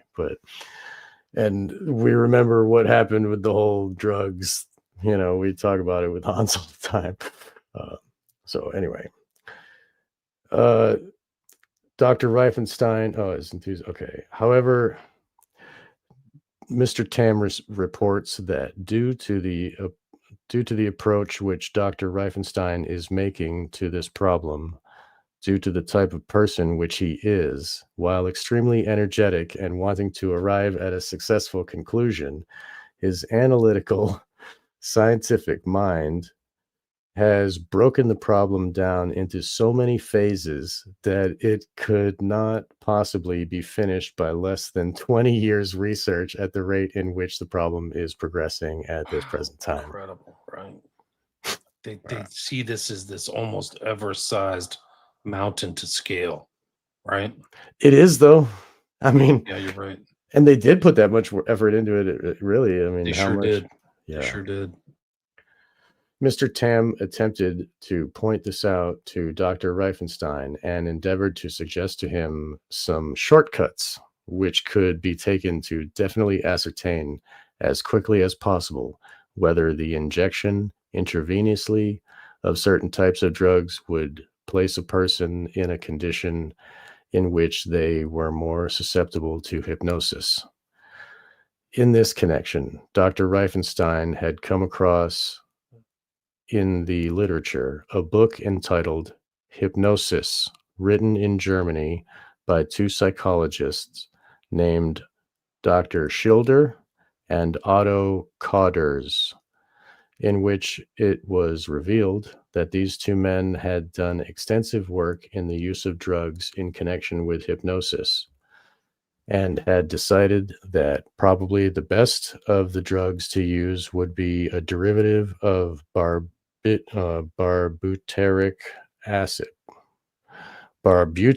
acid, which can be used in a fast-acting form and injected either intravenously or given orally.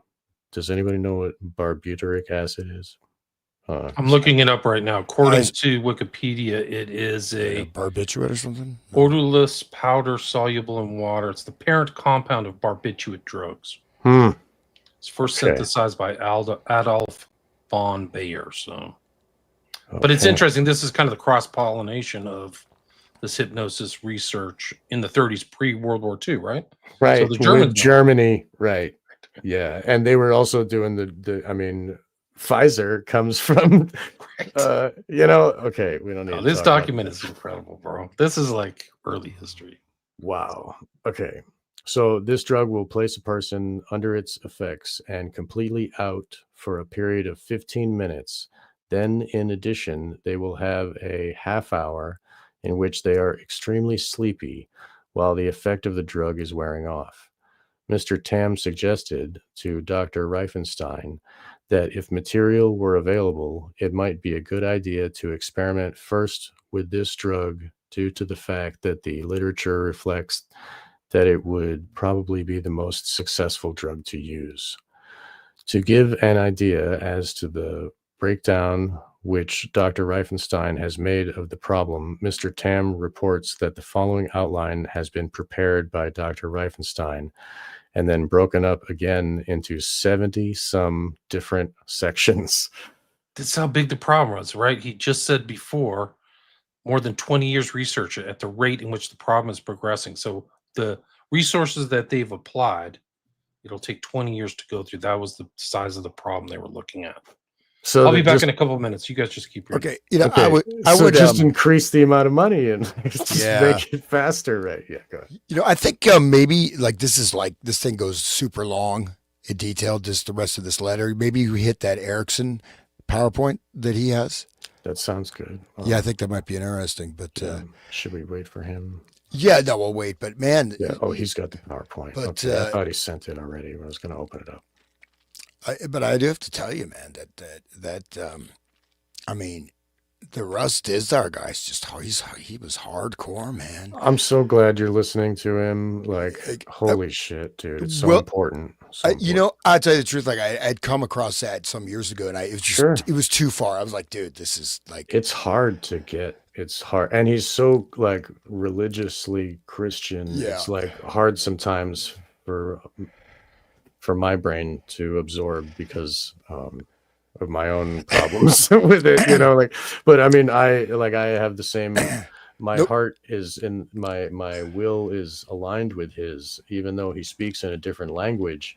He is very scientific and he's getting evidence of what's happening and speaking his ideas.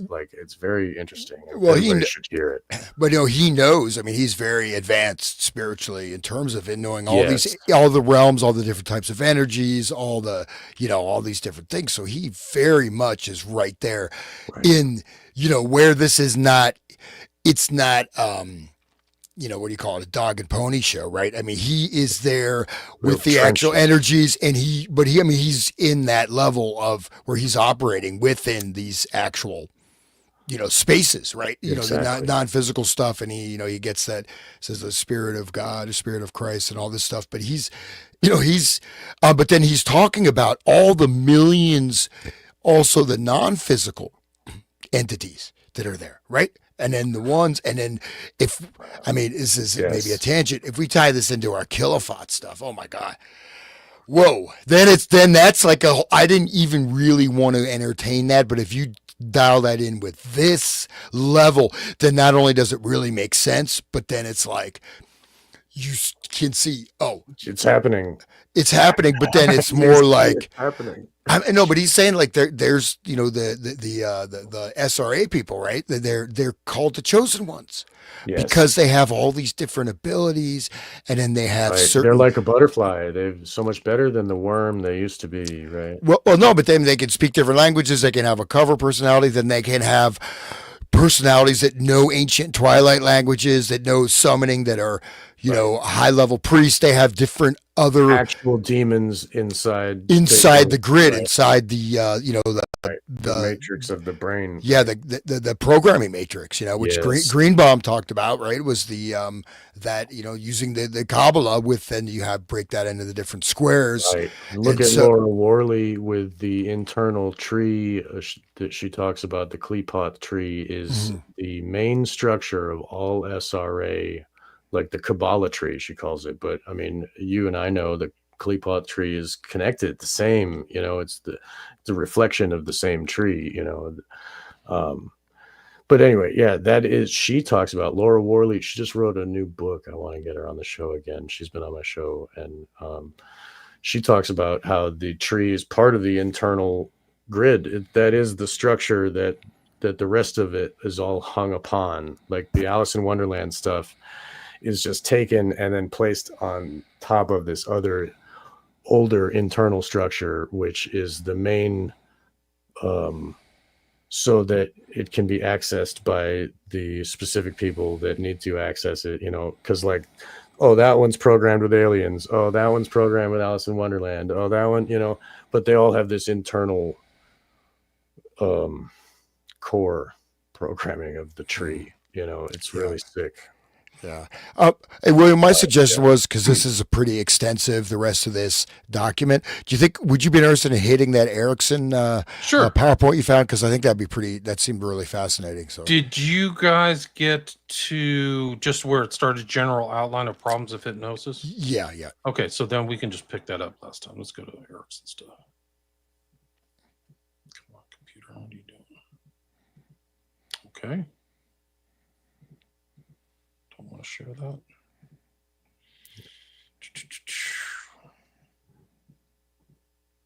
That what we just went over is so huge. I mean, like, yeah, I mean, just watching. we're just like reading this thing, but it is so. I mean, all the connections are tied, and we look at they're even saying witch drugs combined with hypnosis, and we almost killed these people, and these ones are previously thought fatal, baby. Right, dude, and like, it's not even funny. I don't know why I'm laughing. It's dude, incredible. It's just, I admitted it. You have to laugh. It's just how could this this clown world that we live in, it must be like a farce, dude. How can this be true?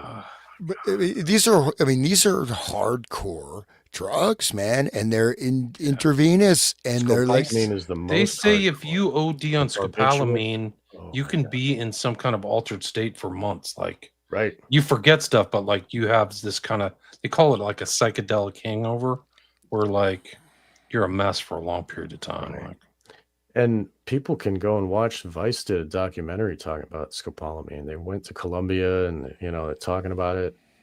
And they like he was saying, the hookers will blow the stuff in your. They have dust, and they blow it in your face, and it gets on your skin, on your eyeballs, gets in your nose, and it just affects you completely. And you have no will. And the hooker says, "Bring me to your house and give me all your possessions. Bring me to the ATM and take out all your money and give it to me." And they're on video doing this, and it's like, it's unbelievable. Right.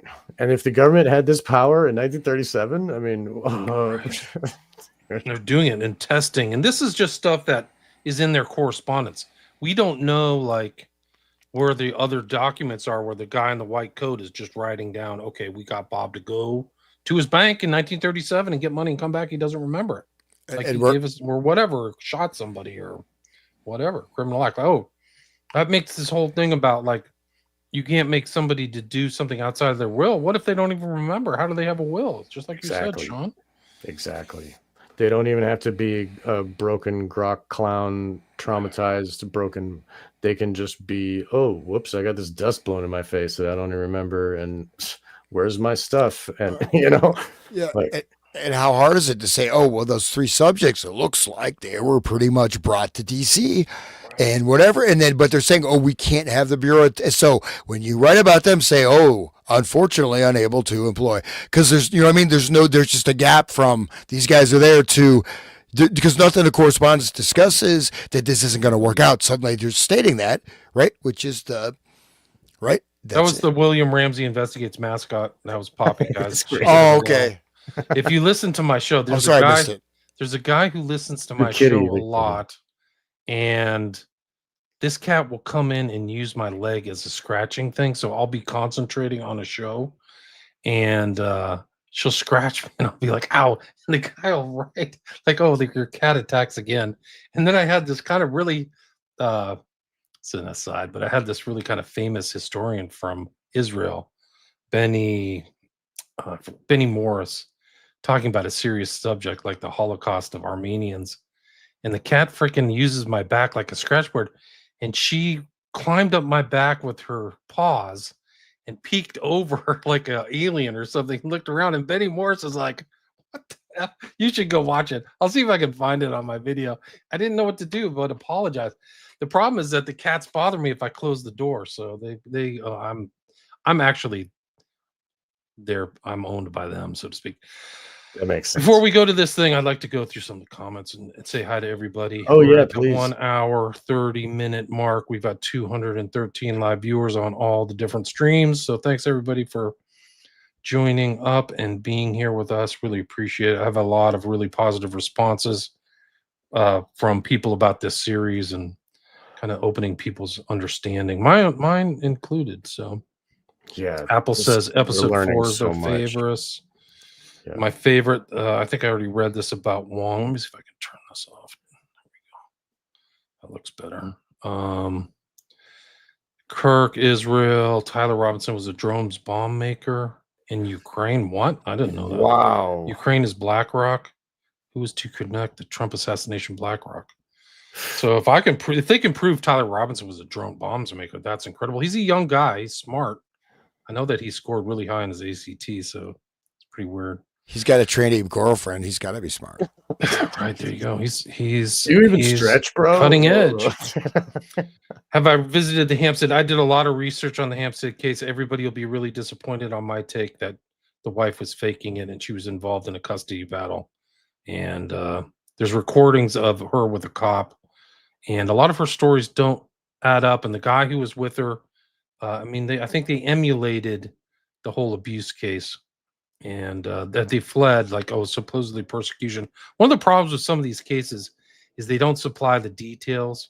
And in that case, some of the details don't make sense. The tubes and going to fast food restaurants and swim zones and putting babies through the, FedEx and stuff like that. They don't seem plausible to me. She also talked, the mother, also, in my opinion, he made the snuff films, and she's from Russia, and she just was talking like Max Spears kind of conspiracy smack.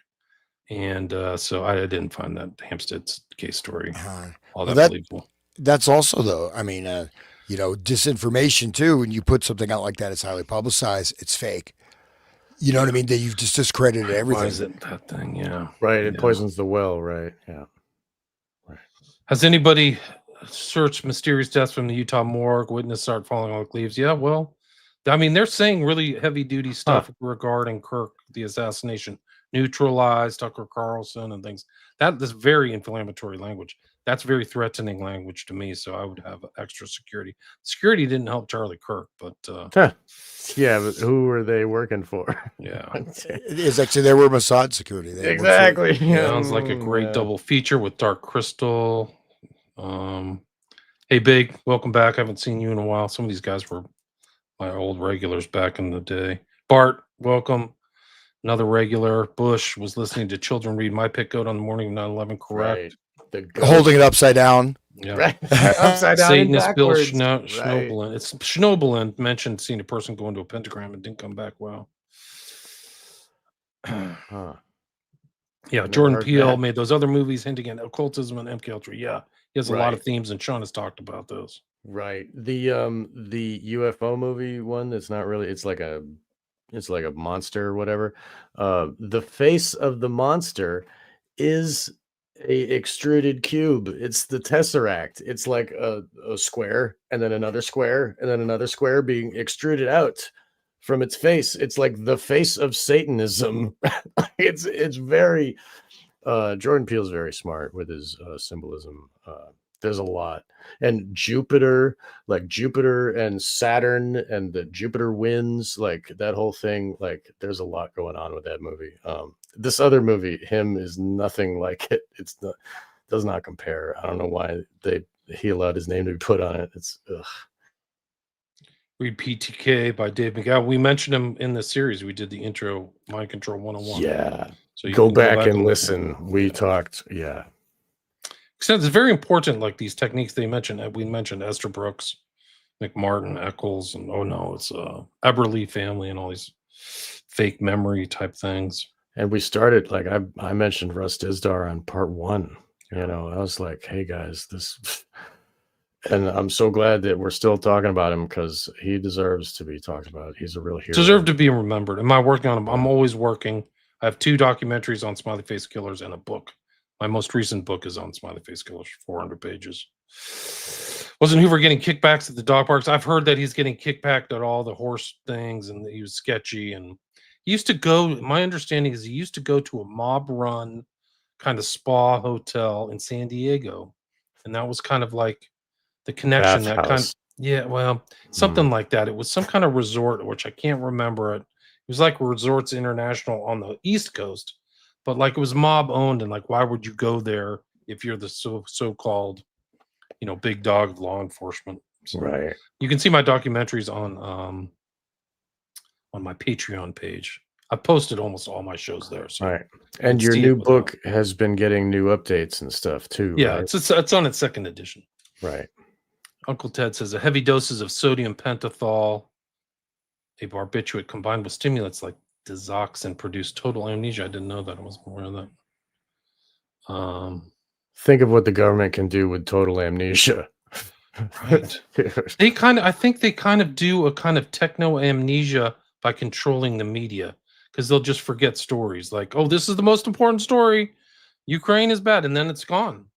And then like, it's almost like the whole mental field of the human beings is stripped. Like, whoa, hold on. What is that story? No, history, it's really compressed, right? And then you get, very short, historical stuff. They're just like certain events. You know what I mean? It's like one of those cartoon maps of Disney World or whatever. Tomorrowland. Mr. Toad's Wild Ride, and that's like it's that level of a mental model of history, and you just basically move, like there's basically certain types of events or situations. You just put the newest thing in that same space, right? And you just, put a color of paint on it. And this is, but it's that same narrow, it's like the I Am the Cheese book, like the kids riding a bicycle around this village, just going in circles every day, This is Derek asks, what is known of Erickson work crossing over with Crichton Miller? I don't know who Crichton Miller is, but I know William Sargent at Tavistock. Did they meet? I know that there is a nexus between you and Cameron, Sargent, and Dulles, but I don't know about Erickson. These guys are all networked. Like I said earlier, he was the head of like the hypnosis forums and Macy's, and all those guys like Hans knows about. They're all there. So Esther Brooks is from Oxford, man. So he was part of those circles, right? Of course. And you have the Cambridge Circle and all that. So these were, these different social clubs, in England, and especially with universities and other types of things, are very, very powerful. I mean, Rings within rings, yep, right? like this, the Society for Psychical Research, mentioned that last week, and that's also very, very important, because that was directly became the Fabian Socialist Society. It literally morphed out of the Center for Psychical Research. Wow. The wolves in sheep's clothing, literally. Yeah. We know they were giving Bundy drugs. I'm not aware of that, Uncle Ted. If you know, add more to the chat. I didn't know that he was taking heavy drugs. I know he used to get drunk before he went and killed people, but I didn't know if he was doing drugs. So. He was he's another Ohio guy. I have interviewed Bart Sibrel twice. I interviewed him before Joe Rogan. You can just go through to any podcast thing, Podcast Addict, Spotify, Spreaker, and just type in Sibrel, Sibrel. He's on there. Bart Sibrel, yeah. Altered State, yeah, that's the whole point of this whole thing, is we're working up to these guys. They all looked in an altered state, and a lot of them did. I mean, Chapman's obvious, and so is Sirhan. And they stayed and waited to be arrested. Yeah. Like that's the whole thing of programmed to stay and wait to be arrested. And some people, even the journalists, don't know the right questions to ask. Do you remember being there? Do you remember anything? Did you have gaps of your memory? Because those are real tells. When people can't remember certain things, like Bob Berdella did the same things as Dahmer. Yeah, that's right. I didn't know this either. Kelly says, I think it was scopolamine that lowered Tex Watson's IQ 20 points while he was with the Manson family, if I remember right. If you have that fact, send that to me, please. I didn't know. I know that on the night of the Tate Manson murders, they all took meth, which is interesting. It's almost like Manson knew something. He said, here's some reds or meth, take these. Like, it's weird. And then you see Manson and his knowledge of hypnotism and Scientology, which overlaps. How much of this stuff did he know that speed makes you aggressive? Well, and that's exactly like the experimentation that they were doing, that Manson's parole officer was doing, right? He was feeding rats LSD and methamphetamines. And then there would be one rat would become like the rat god, and the other rats would do whatever he said. Literally. I mean, we showed that on one of our shows, right? Yeah, we talked about that, right? The whole summer video. And the people were taking, there was a huge meth thing in California right at the late end of the 60s. Huge meth epidemic. And we all know the bikers were pushing the meth, and the Grateful Dead had a biker as their lead singer, right? And they were out there pushing the meth in the concerts right along with the LSD, and the methamphetamine, we all know. We were talking about this earlier too with Jerry Marzinski, and talking about the schizophrenics, how it's the dopamine spike from the methamphetamine that gets them to see the shadow people. And when you see their eyes, then you've really gone too far, and you become ensnared in this thing or whatever. People should listen to my episode with Jerry. He's great.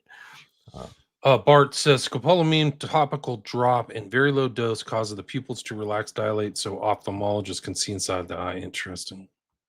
1930s was the Cleveland Torser murder. I don't know. Albert Fish, no, Nixon. Interesting. We mentioned that guy Creepy Carpus last time, who was in jail with Manson, weird stuff. Weird Zizians. I think I mentioned Big Uncle Ted. Are the new Mansons watch? They'll make Lesotho into Charles Penn smiley face stuff. I don't know. That's for a can of beer in Vegas, Bart. They always arrive already opened. They don't even try anymore. They need to step up their psyop game. Yeah. Parents got to the moon. All we get is fake and gay. That's pretty close. Yeah, pretty well said. Yeah. Parents got to the moon. All right. Moon landing. Yeah, we can all. It's real, right? Okay. That's the mind control they were given, right? At least it was an. It was positive, yeah. Now we're getting him, and it's oh, do you even stretch, bro? It's oh, you're so big. Part of the personal story.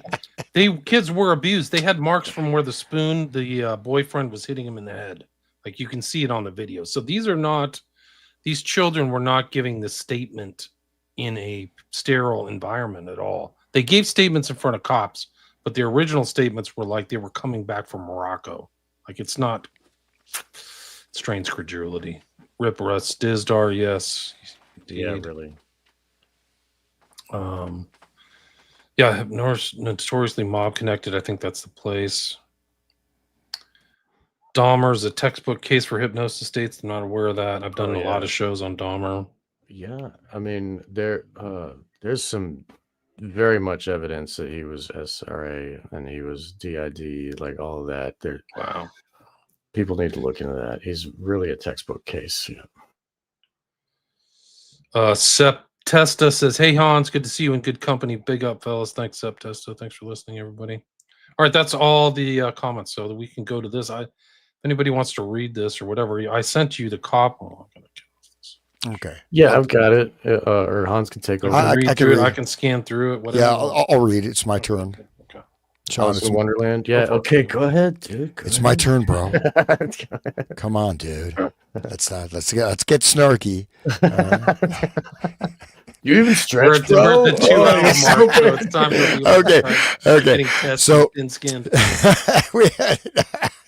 okay. So this looks like a pretty hi-fi PowerPoint. So we'll just start it here. So the Alice in Wonderland technique, exploring the influence of CIS methods and Ericksonian hypnosis in modern mass manipulation. And so this is actually like a clip, that movie that Sean Connery was in with this giant head like floating in space. Zardoz. Yeah, that's a great with that. Yeah, that's with the loincloth. He's like up there and floating in the sky. Zardoz is actually a great film. I think but anyways, there's a picture of the headless giant too, right? Isn't that like a totally occult, like headless giant is like from the French guy, I can't remember his name. Shoot. He had a totally dark secret society. It's unbelievable stuff. It's mentioned in Program to Kill. I can't remember his name right now. But okay. A good friend of mine uses the moniker Headless Giant. Yeah, it's a deep occult reference, people. Yeah, right. Okay. Understanding modern manipulation. This presentation delves into the Alice in Wonderland technique, a method used by the CIA and the innovative hypnosis techniques of Milton H. Erickson. It will highlight their application in contemporary mass psychology, particularly written online and social media platforms. Particularly within online and social media platforms, showcasing how these strategies influence perceptions and behaviors. I don't have my glasses and I cannot read that text, so you can go ahead. I'll do it. Manipulative disorientation. The Alice in Wonderland technique utilizes disorientation to influence and alter perceptions, making it easier for the target to accept suggestions without critical analysis. Wow, sounds like modern media. This is a coercive method that creates a surreal atmosphere, creating confusion, leading to compliance with directives or suggestions. Literary inspiration. The technique draws inspiration from the literary work Alice's Adventures in Wonderland, where the protagonist experiences a series of bizarre and illogical events. The literary influence is reflected in the method's ability to create a dreamlike state that alters reality for the individual. Historical context and relevance. Through the use of this technique, the CIA aimed to explore mind control and behavioral manipulation, particularly during the Cold War era, as part of various psychological operations. The technique remains relevant in understanding contemporary manipulation tactics in both military and civilian contexts.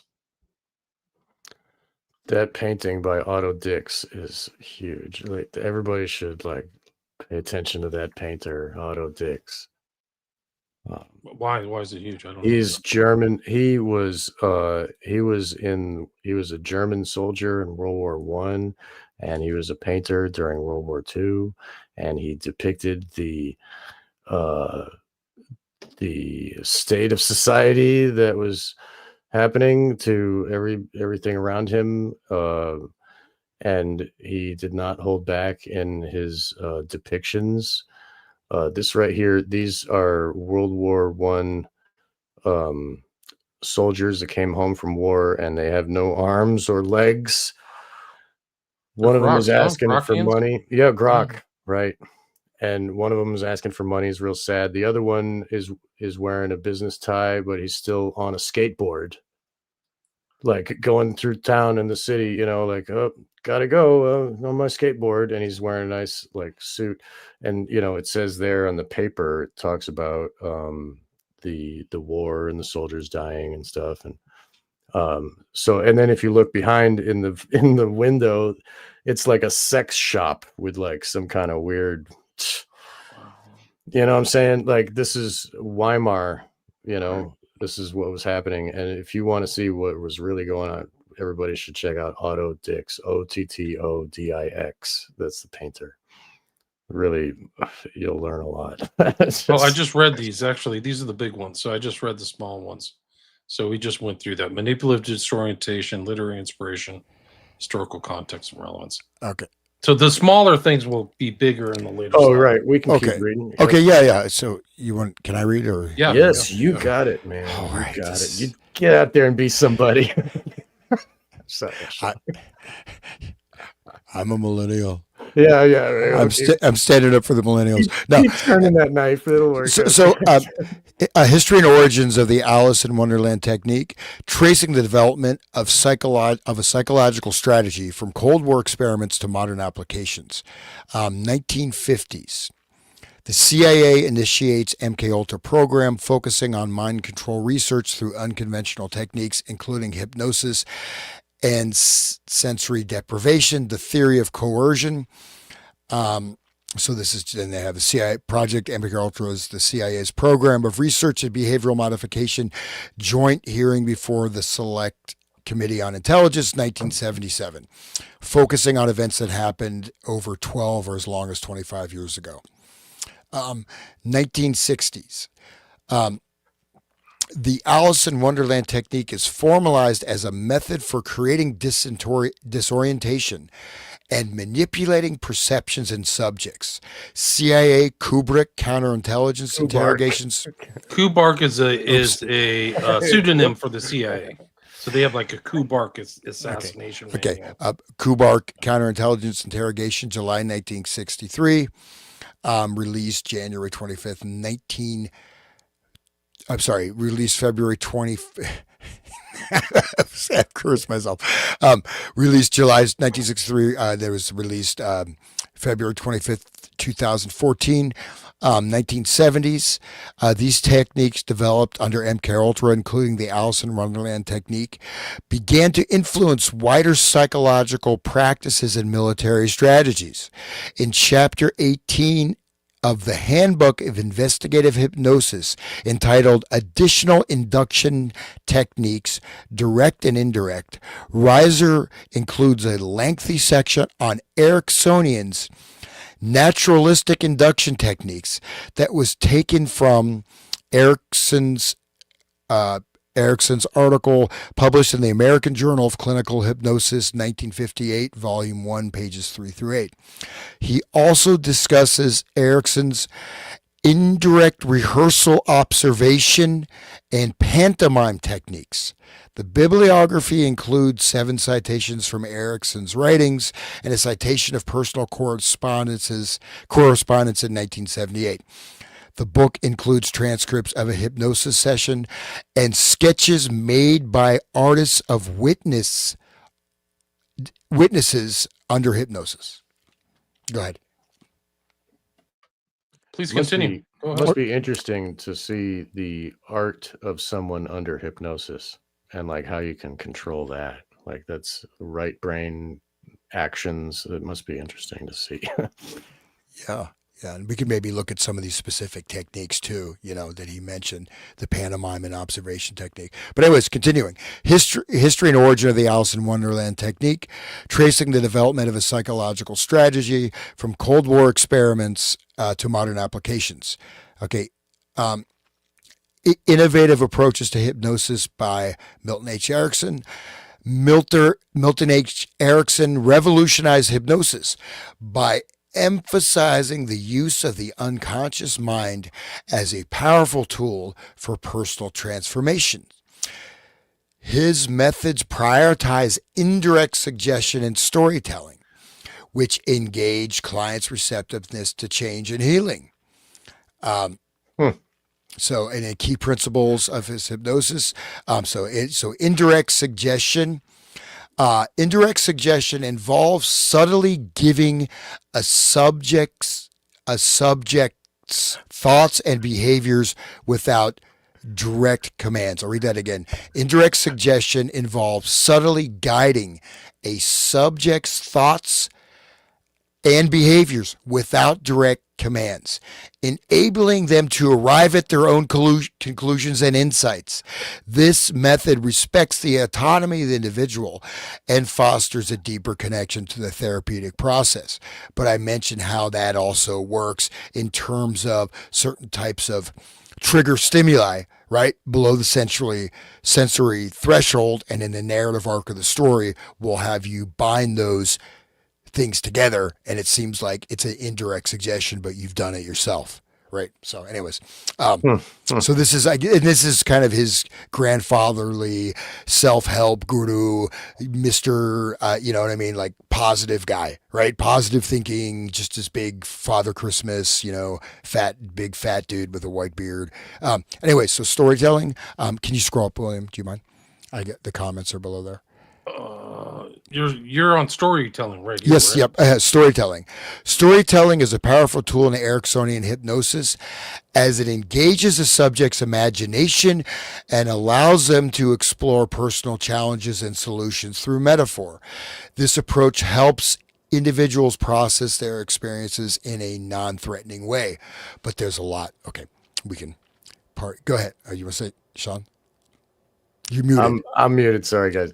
Think about how the SRA, how that is such importance for the SRA people, because they need to create their own story. They need to create the internal world, you know, and sure, there's the Alice in Wonderland, like, kind of outline of like, oh, there are these trees where you can take down a lunchbox and open it up and eat what's inside, you know. That's like a metaphor for the programming and to internalize the programming, you know. And so this is, and it's programming themselves into this trance of the story of believing the internal worlds of the castles and the towers and the whatever, you know, the dungeons and the all of that other stuff that keeps the different selves of the dissociative identities in their places, you know. Some of them live in the dungeon, some of them are up on the tower, like they're, you know, they're doing different jobs and they have different roles inside and they keep different. Anyway, it that is very important. The storytelling and the imaginative, intelligent imagination is important for the victims to create in their minds. So Okay. I think this just shows how complex it is. Like, you say the word hypnosis, and if you're not acquainted with it, it may just come off as like this simple thing of a guy talking and inducing stuff. It's a really vast subject matter. Like, it's like, Yeah, no, just like we read earlier tonight, where it said there's 20 years of research ahead of us with the resources that we have available. Like, there really is a sophisticated, complex, ornate, encyclopedic amount of information with what they can do, and it's all been kept from the public. It's all surface level stuff. Yeah, and then again, you know, as I mentioned, I mean, like earlier, and also the first Macy conference was cerebral inhibition, which is hypnosis, but a very different way to posit that. And then the fact is that the person can, some of the earlier brain research showed, is that with the strobe, they're using the strobe lights, inducing trances, this kind of thing, is that someone can be in a hypnotic trance and their brain EKG activity is normal and they are talking normally and they're not even aware that they are under a hypnotic trance. So this is something people do not recognize, right? It's that you can be in a hypnotic state and have no, obviously if you're unconscious, but I mean, it's like it can exist as like a veil over the consciousness that is invisible, but yet you are still hypnotized. It's so scary, dude. That's like COVID, dude. COVID. What is, dude? Come on, where's your mask? Yeah. Okay. No, it's and that's the whole thing about mass formation psychosis or mass formation hypnosis is that people were really influenced like zombies, Right. almost like you said, or maybe they don't even know that they're just repeating trigger phrases, safe and effective, and where's your mask, and keep grandma safe. Just And these are kind of almost like hypnotic suggestions over and over. they're in a hypnotic trance and they're functioning normally. Okay. And that's the thing. You can be in an operative hypnotic trance and still even have your normal conscious mind. It's not yet you are still in a hypnotic trance of one degree or other. And that's just important to note. Okay, go. A somnambulist, like before. And if anybody who knows about movies, they know about The Cabinet of Dr. Caligari, is 1920 German silent film about a guy who controls a sleepwalker to do evil, like, and that was in 1920. So those know that. ideas, yeah, The Cabinet of Dr. I'll have to check that Caligari. out. Check it out. It's pretty cool. Was that other movie about the lady who has what was that guy? Dr. Svengali. Dr. Svengali. Bengali. Yeah, that was another like a black and white movie. I forget the name of it, where he's hypnotizes the woman, and all this stuff, and he's got the eyes, the mesmerizing eyes, and all that. And that was what? That was even before, around the same time. Right. I forget. Sorry about. Look at this. Look at this, guys. This is really creepy out. Look at in the context of our conversation, look at the poster for the film. Right. There it is. Cabinet of Dr. Caligari. It's like the imagery of the Svengali dark actor and the person prone and prostrate. So the person in black is the somnambulist, the person who sleepwalks, and that woman is a victim of his evil. Yeah. Didn't know that.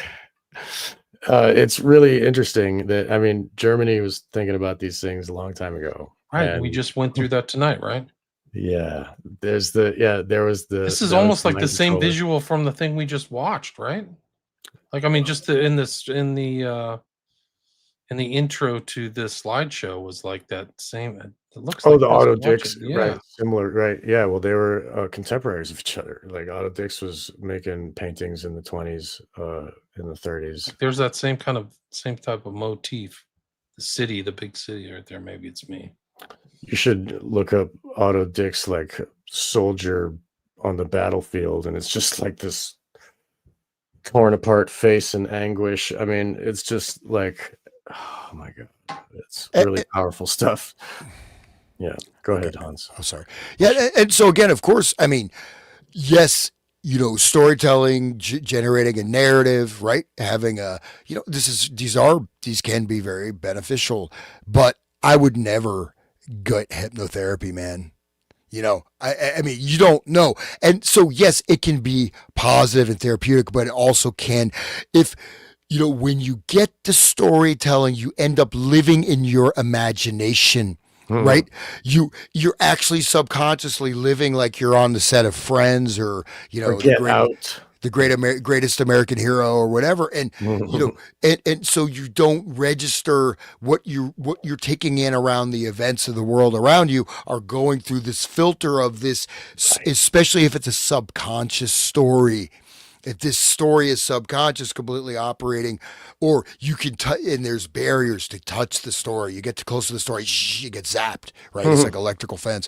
But it's like QAnon or whatever, right? Yeah. Yeah, go ahead. So continuing, building rapport. You mind scrolling up, William? Okay. Building rapport is crucial in Ericksonian techniques as trust enhances receptiveness to suggestions. Establishing a strong connection with the subject fosters a therapeutic alliance, promoting a safe space for change and healing. How do you build rapport in NLP? You start mirroring and modeling their physical posture. You look at the cues of what sensory modalities, whatever they're doing. You match your breathing pattern with them. You master the gestural posture. Once you get that link, basically you got like in entrainment, you establish that, then you can start changing them then you start, because then they're unconsciously, you start by locking into them, right? But because they're experiencing this unconsciously, you then, once they are sort of, you build the rapport, which means actually you have kind of phase locked, right? You're doing modeling, you're doing this imitation, you're doing this thing. Then you, as you change, then you can direct them. You can change their postures. You can change this. And this is also used in the pickup artist applications of NLP as well.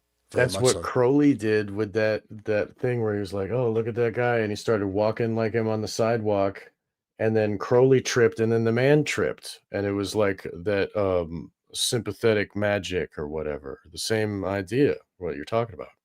Aleister Crowley, he did this thing on. Right. No, it's in my book. I wrote about it in Prophet of Evil. I forgot the guy's name that witnessed him do it, but he basically said, "Hey, watch this," and he did it, and it affected this other person. Like a guy wrote about it. Right, I and forgot his name. Gosh. the breathing together, that's something we were talking about that earlier. I think in one of the earlier episodes, we were talking about this self-help guy that was talking about how you breathe to get. Who was it? It was the guy with the teeth, the big guy with the teeth. Self-help. What's his face? Wim Hof. No, not, I'm talking about. What's his name? He looks like a mutant. Tony Yeah, Robinson. Tony Robbins. He's a yes. success mutant, dude. That He dude is tells so. people to breathe the same and to like influence your partner, and it's some weird shit, and it's like tantra magic. It's like I read about it in cult and occult, this ancient Eastern magic, like so yeah, it's important shit. I Well, just wanted to tie all that this together. this particular group, which I won't call them a cult, but I was involved in them. Not whatever. We'll go into it. But one thing they were doing, there's a book called On Breathing, and what they recommend is you tape your mouth shut when you sleep, so you don't breathe through your mouth. And people walk around with tape on their mouth, like, and that is not a good idea in my estimation. And the thing about breathing techniques and breathing, right? Breathing is something that it will happen naturally, right? You can, you can get all kinds of different altered states through breathing. You can also really screw up your nervous system and your psychology. You can raise too much energy, some of that Kundalini stuff. You can fry out your neurons or your nervous system. But also, if you're constantly, okay, I'm breathing, I'm calm, okay, take a deep breath, okay, you're not really, right? So, no, but that happens, and then this is how you get the self-hypnosis. You're telling yourself you're calm when you're actually not calm, and Right. you are detuning from your central nervous system, and then, you get these layers of repressed things, right? You know what I mean? And so this is really a big part of this, and why there's so many psychological problems. Because you know what? Whatever, man. Just relax. Anyways. Get over it. Okay, so the Alice in Wonderland technique. I think these are moving on with repetitive. This one's repetitive. I think that's from earlier, but you can reread them if you want. Okay, so but understanding mass psychology, if you want to go. So this, what is the TV? What is the radio? We were talking about this in earlier episodes too. This mass psychosis device, right? That's in your home, infiltrated into your living room, that you trust, right? We're talking about that is a very important thing. And the fireside chats, it was grandpa at the fire, and telling you what to think, and so that this is important, how they have these technological devices, and now the level of technology, I don't know what's happening. Like, it's just too much now that you can't deep fakes. Like, what they got the Queen of England doing break dances, and like, how do you know anything is true and real? Like AI, Jesus, like the whole world is just a soup, and you can't make any sense of anything anymore. And like everybody's We're under in mass Alice in hypnosis. Wonderland now, baby. Yeah. Whoa, like you're right. Jesus. So, okay, all right. I just want to bring up the technology because that's really important because that was happening around the same time as just 37 and like that's when the radio and the TV started really working. Did Yeah, you read this one, Understanding Mass Psychology? I wasn't paying attention. I think it's kind of Okay, so are we in disorientation yeah. and marketing? Okay. And before you read that, so one thing people mentioned like Vegas. So there's whole vast psychological literature on the carpets in Vegas. Okay, the patterns of the carpets, and I mean, and this is very well researched how they design. Notice, like you go to IKEA, I always get friggin' lost in IKEA, man.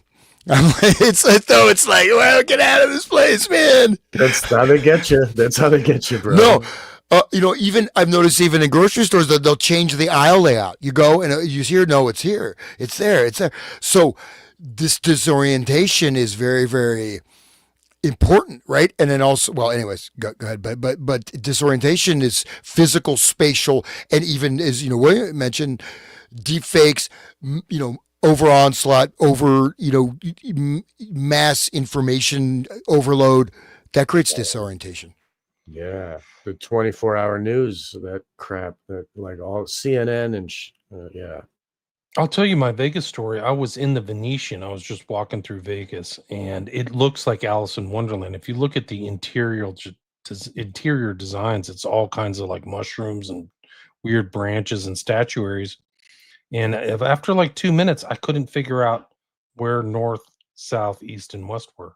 I literally, and I have pretty good spatial like designation there. I usually always know where my center of north was. I literally was like, how do I get the funk out of here? I had no idea. I was like, wow, this is really, and I consciously recognized they did it deliberately. Like there's weird turns and things like that so that you have no idea after a few minutes which way is north south, because so many buildings are built on the north, south, east, west axes, right? It's incredible. Go walk through the Venetian, you'll blow your mind. If anybody is familiar with Bonnaroo, which is this big festival, it's like Woodstock every year in Tennessee, whatever, and they get like 80,000 people every year. And it started off as like, the other ones and the Grateful Dead remainder people would be there, and there'd be jazz, and it was fun. But now it's like corporate Radiohead and all that. But the way that they set it up, and it's a permanent place, so every year it's like this. The name, there's many stages, and everybody's playing at once. And they got the main stage is called the Which stage, and then the other main stage is the What stage. And then there's the where tent and the when, and it's like, so people are trying to figure out where they get dosed out and on heavy hallucinogens the first time or whatever, they're at the concert, and then they're trying to find, oh, I gotta go see AC/DC, but then they get like, they go end up seeing like Guar by accident because they get lost, you know what I mean? And but the disorientation is part of it. It's like part of the way that it's built, so that they can't even ask, where is that? Because the which tent, what tent, and then people play with you while you're tripping and like, what, who, where, and it's really disorientating, on purpose for the people that are tripping, Right, and that's the whole connection here, is that disorientation enhances suggestibility, right? Yes, Part of the Ericksonian technique. Right, along with the scopolamine and whatever else they're giving the poor kids. We used to believe they were fatal. We used to think this was fatal. Look at them rolling in the mud. Look, 6 kilograms of scopolamine, he's still alive. Yeah, dude, I mean, it's funny, like, just the regular heroin that I had seen, like regular little kids with like a finger of heroin in a bag. And I mean, you don't see that. Like, it's ridiculous, the levels. Anyway, yeah, they were really, there was a lot of drugs, man. And like at Bonnaroo. Yeah, I mean, Bonnaroo, everywhere, like all that whole thing, like everywhere you go, all the kids had like a finger of dope. Like, what, there used to be like little packets with like a like a tenth of a gram or some shit, and they have a couple bags of that in the like it's a big bust, and now there's like 2-3 grams on like one little kid that it's like holy crap, it's unbelievable, like which is fatal. It would be fatal, but these people are like, I knew kids that a spoon is too small. They would have to cook it in their dope in the bottom of a can of a soda can because it's big. They didn't have enough room in the spoon to cook all that dope. It's like, and they're every day shoving it like, and now with the fentanyl and the trank, all that, like the people should be dead. I'm surprised that humans have survived all of this onslaught of drugs. There's a lot of them now. Hans, you got a fan here. Philosophy. Hans has done amazing work. I followed his work for years. Thank you. And I've so far earned $1.22. So I'm really proud of that. And in 1901, I could probably have bought a donkey or a goat with that money. But as it is now, I'm happy. Go check him out at the Resonant State. Yeah, help me out, man. I got $1.22. But you better spend that $1.22 because I'm never spending it, dude. I'm so proud of it. But because if you don't spend it now, it's going to be worthless. But no clocks in Vegas casinos. That's true too, right? Yeah, true. Yeah, and the oxygen levels, right? Temporal so you're distortion. in this kind of almost like a hypnotic box inside of like a casino. Like you're voluntarily walking in there. But they have these or whatever. Yeah. But just in terms of the drugs and stuff, right? So I mean, just now, I'll walk across. Literally, I could see it from my window, from my porch. Okay, yeah, I'm there. There we go. Come on, guys, help me out. Come on, Resonant State. Please check out and subscribe to my new YouTube channel and Rumble. Next show, I'll be eating cardboard and wearing a barrel at this rate. I guess have a donate page. You donate. I don't know if it works, but you can go back and listen to our Soviet Cybernetics series. Was it MK's the Music? What was the title of that one, Hans? MK Ultra for the Masses. That's right, MK Ultra for the Masses. Those are great. So check them all out. But now, dude, like, okay, you get the Delta 9, right? You get the seltzer. You get a seltzer. They have 10 milligrams, 20 milligrams, 50 milligrams, 200, 1,000 milligrams of THC, and 1,000 friggin' milligrams. I mean, that is insane, man. I mean, seriously, like, okay, well, maybe for you, but I mean, I had like a 50 and I was like staring at I get it. I was talking to the moon. Hello, moon. You gotta my wife's like, what's wrong with you? I'm just, so, no, but I mean. That's all that Damien Eccles was doing. He was wearing a black t-shirt saying hello, moon. He's not a Satanist. What do you mean? I'm a demonologist. Okay. But no, but think about that. I mean, some dude got 1,000 milligrams in one dose. Like that is okay, maybe for the, Olympic level weed consumer, but I mean, that's an insane amount of, but I mean, that is like a vast amount. And then they have kratom things, the same. And you can just walk and buy them off the counter. I mean, these are they're not just like you're getting a mild buzz. You're just getting friggin' blasted. Very hammered to get off of. I just learned that kratom is very hard to kick as a habit. It's like worse than dope or cigarettes or something. It's like very hard.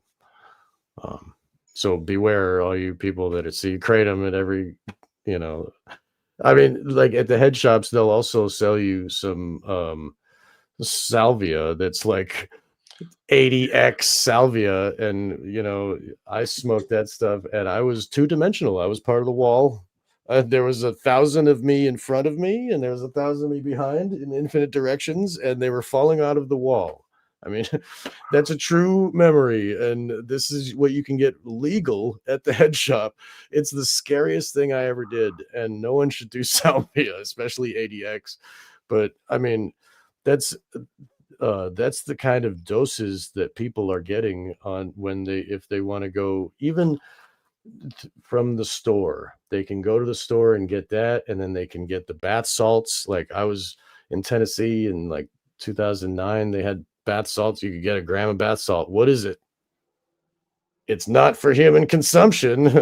Wink, wink. Like, okay, like, what do you do with it? Like, and then if you learn about the Chinese labs, that like when one chemical gets illegal, they just make another one that's slightly a little bit different in a laboratory, whatever, does the same thing in the brain. It's legal completely, just like you were saying, the THC, um, the hemp derived THC, now that they have THC delta 8, yeah, that stuff, and like it's derived from hemp, which is intentionally has low THC levels. That's the plant is created to have low THC just for its fibers, and they legalize that. And then they're like, oh, look, we're getting it. It's actually from cannabis, guys. But they have to do some really weird science to, it's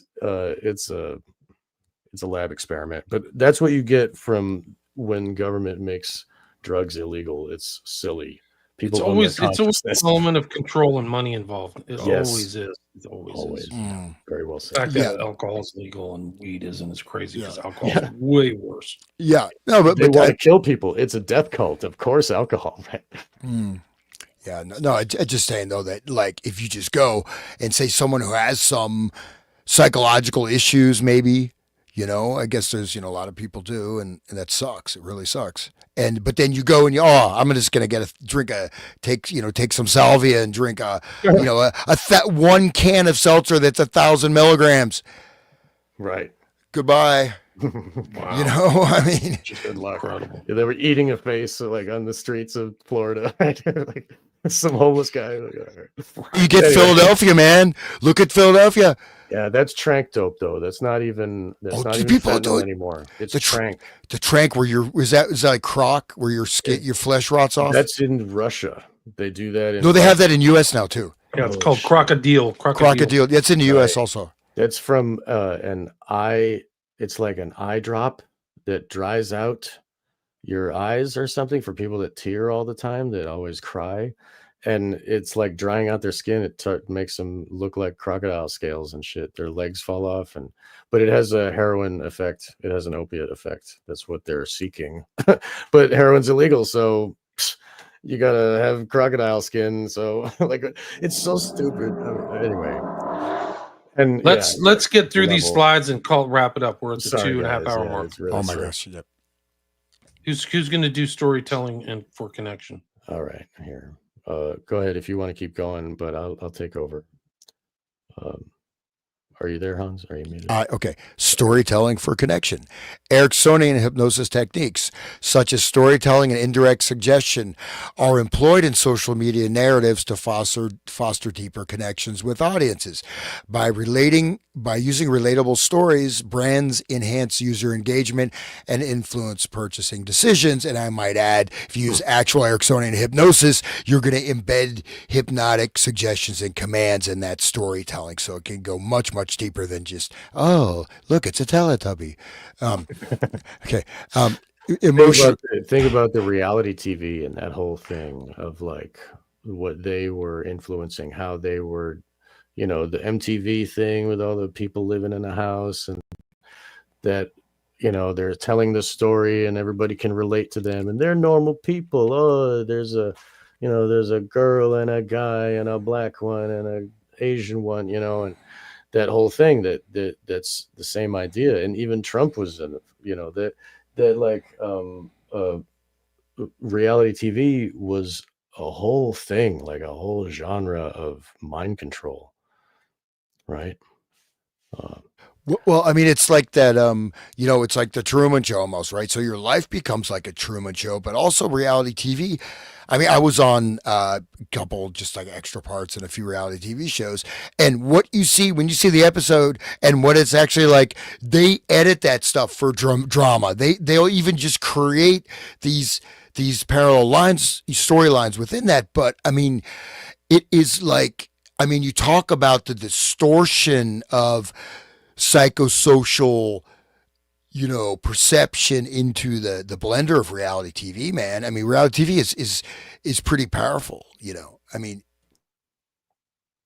It's in the name itself. People think it's reality. I know a guy who's a producer, and they'd have the actors like say lines and then splice them into something just to like do stuff. It was totally fake. Wow. Totally fake. Oh yeah, it's super manipulative. Super manipulative. I knew that they would like turn the can of soda towards the camera while they drink and stuff, and they would, have fake fights like Hans was saying. Yeah, That's absolutely crazy. fake. They would Totally fake. They would like some of the actors would ask like the producers, "Do you want me to overreact?" Like all kinds of weird stuff like that. Yeah, and they all had cocaine in the bathroom too. I knew that. Like, I knew people that were on the Road Rules show or whatever one season. That fucking so much drugs. Excuse my language, but there was a lot of drugs there too. Not surprised at all. you want to give me okay. Emotional Emotional resonance. A combination of these psychological strategies helps in creating persuasive advertisements that resonate emotionally with users, leading to increased brand loyalty and consumer action. Okay, you can go ahead, William. You can read. I'll stop. All right, case studies of manipulation in online environments, analyzing successful applications of psychological techniques in digital spaces. 2016, a viral social media campaign utilized the Alice in Wonderland technique to create a disorienting narrative, leading to mass engagement and sharing. I don't know what they're referencing. 2018, a political campaign employed indirect suggestion techniques similar to Ericksonian hypnosis, effectively swaying undecided voters through targeted ads. Not surprised. 2020, an online misinformation campaign used disorienting narratives akin to the Alice in Wonderland technique to confuse users and alter perceptions of reality. That happens all the time. People get totally confused which way is up and down. That happens. Trust the plan. Yeah. What do you mean? Trust the plan. 2021, social media influencers applied Ericksonian principles to craft persuasive narratives that resonated deeply with followers, leading to increased engagement. So, A little general though. Like, what's your reference? I don't know what it is, but this stuff is happening, guys. They're literally using hypnotic techniques on people. There's no question. All right, let's see. Ethical implications of psychological manipulation. The application of psychological manipulation techniques such as the Alice in Wonderland technique and Ericksonian hypnosis brings forth critical ethical dilemmas. These techniques can be used to influence behavior and decision-making, raising questions about consent, autonomy, and the potential for harm. In therapeutic settings, the focus should be on the client's well-being, whereas in mass communication, the risk of exploitation and misinformation becomes a pressing concern. Conclusion and future implications. You guys want to finish this out? Close.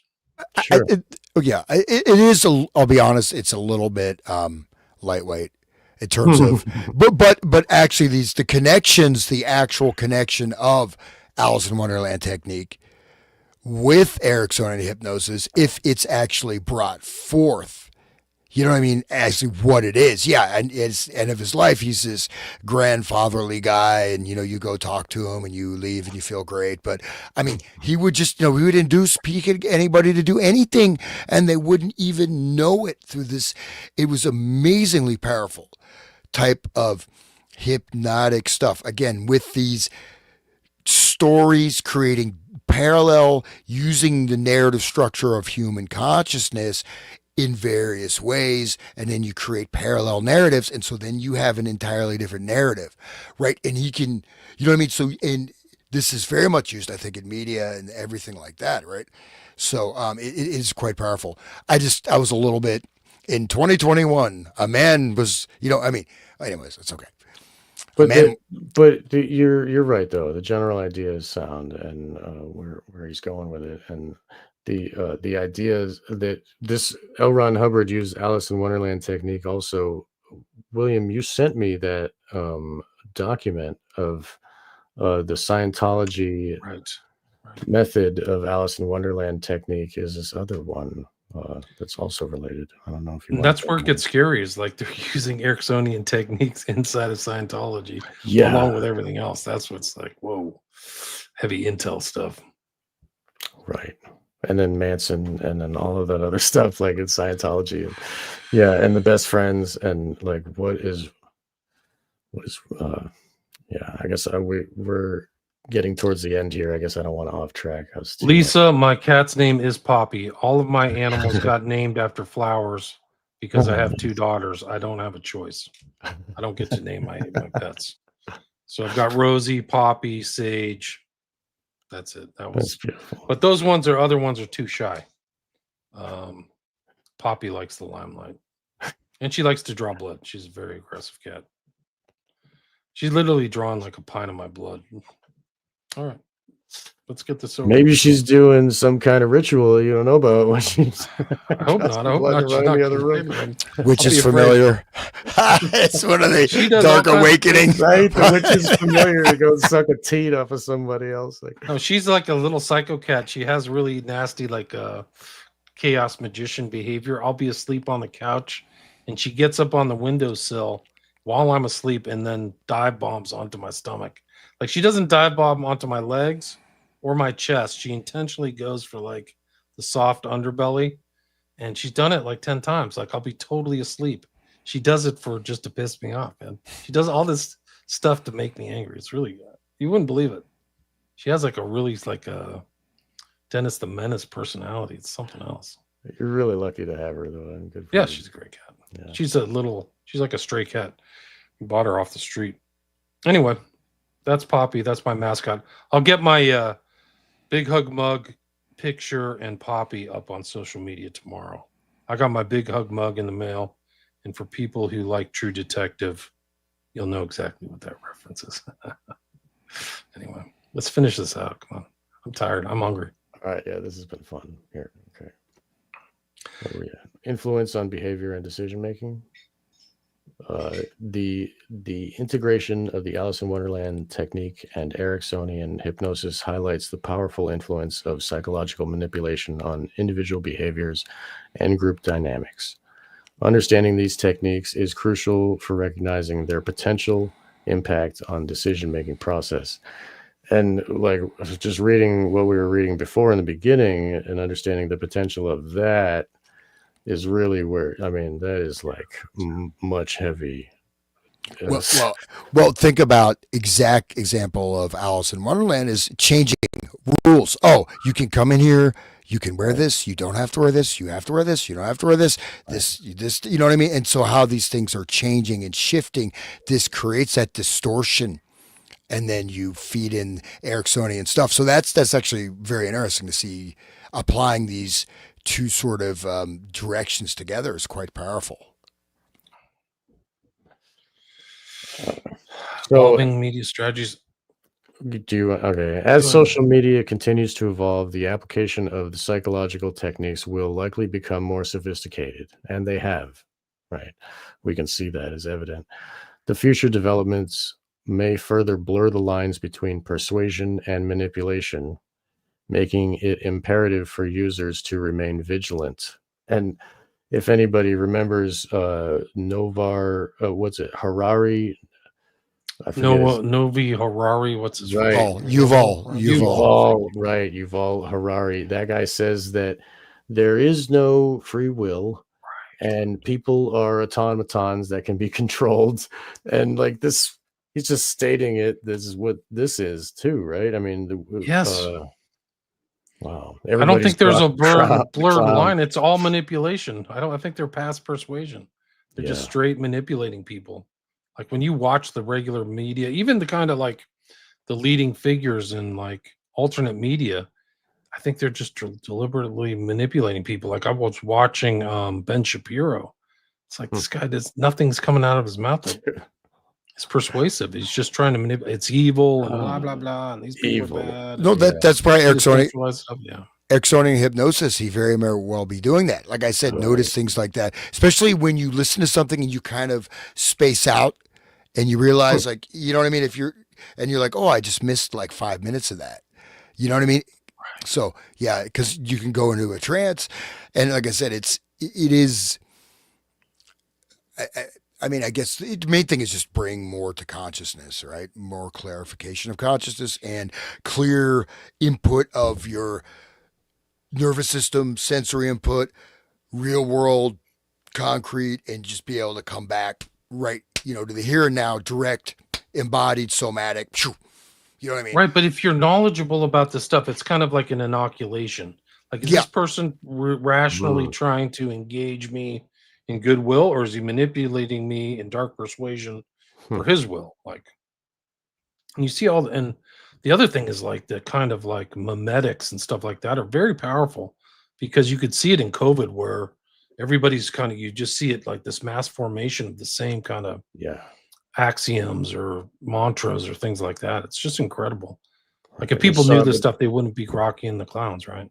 Right. We saw with 9/11, and then they did it again with COVID, and this doing the same thing. It's like, what? The people, what? They believe this crap? Like, Well, and I hate to criticize the big orange dude, but I mean his I was told not to criticize him by the boss, just so I don't get in trouble. I get the white van, they're taking me away. No, but he says one thing and then he says the next exact opposite a day later. This is like one pill makes you larger, one pill makes you small. Like it is, it's like it's very surreal. Yeah. And it's extremely disorienting, especially when you're looking at what's at stake, right? Like the future of the planet Earth, maybe. Right.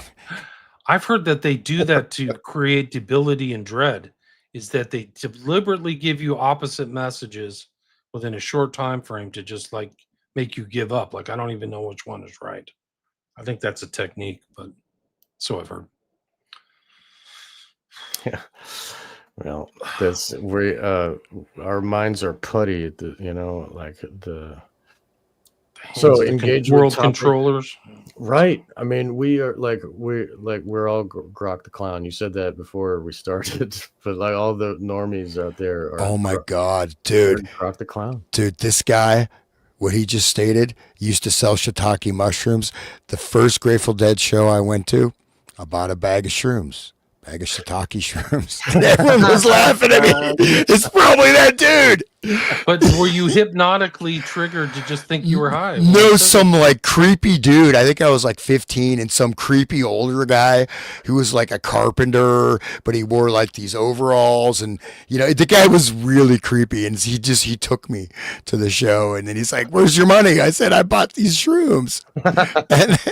and Bloodhound Town said, Sean, I had a very similar experience to Sean at 60 times. Is that 60x? That's like the salvia. If you smoke a normal amount of salvia just off the plant, it's 1x. Okay. So what they do is like 1 times the potency.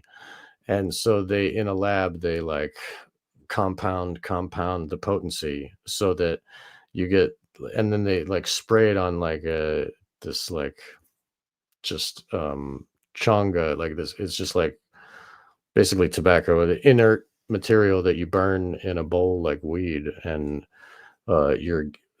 it's the same thing as the K2 where they just spray it on inert material. It's this liquid chemical that people are smoking. It's really sick. But anyway, the 60x is too much. 80x, what was I thinking? Like my first time, I never tried it, dude. And how long were you out for? It's quick. It's like 15 minutes, you're back to normal. You're back to normal. But like 6 or 7 minutes is like really peak. My cat, I had a cat at the time. My cat like saw me fall from the wall. Like I actually fell down, and then like I was 3-dimensional again.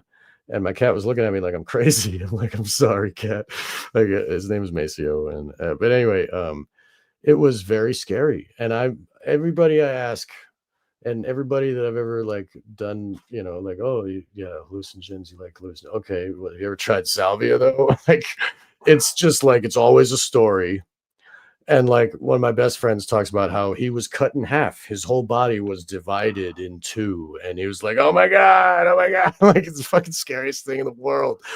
Yeah, dude, salvia. And that's why it's legal, because it's so goddamn scary. That's my opinion of that. Those are those are traumas too, right? Yes.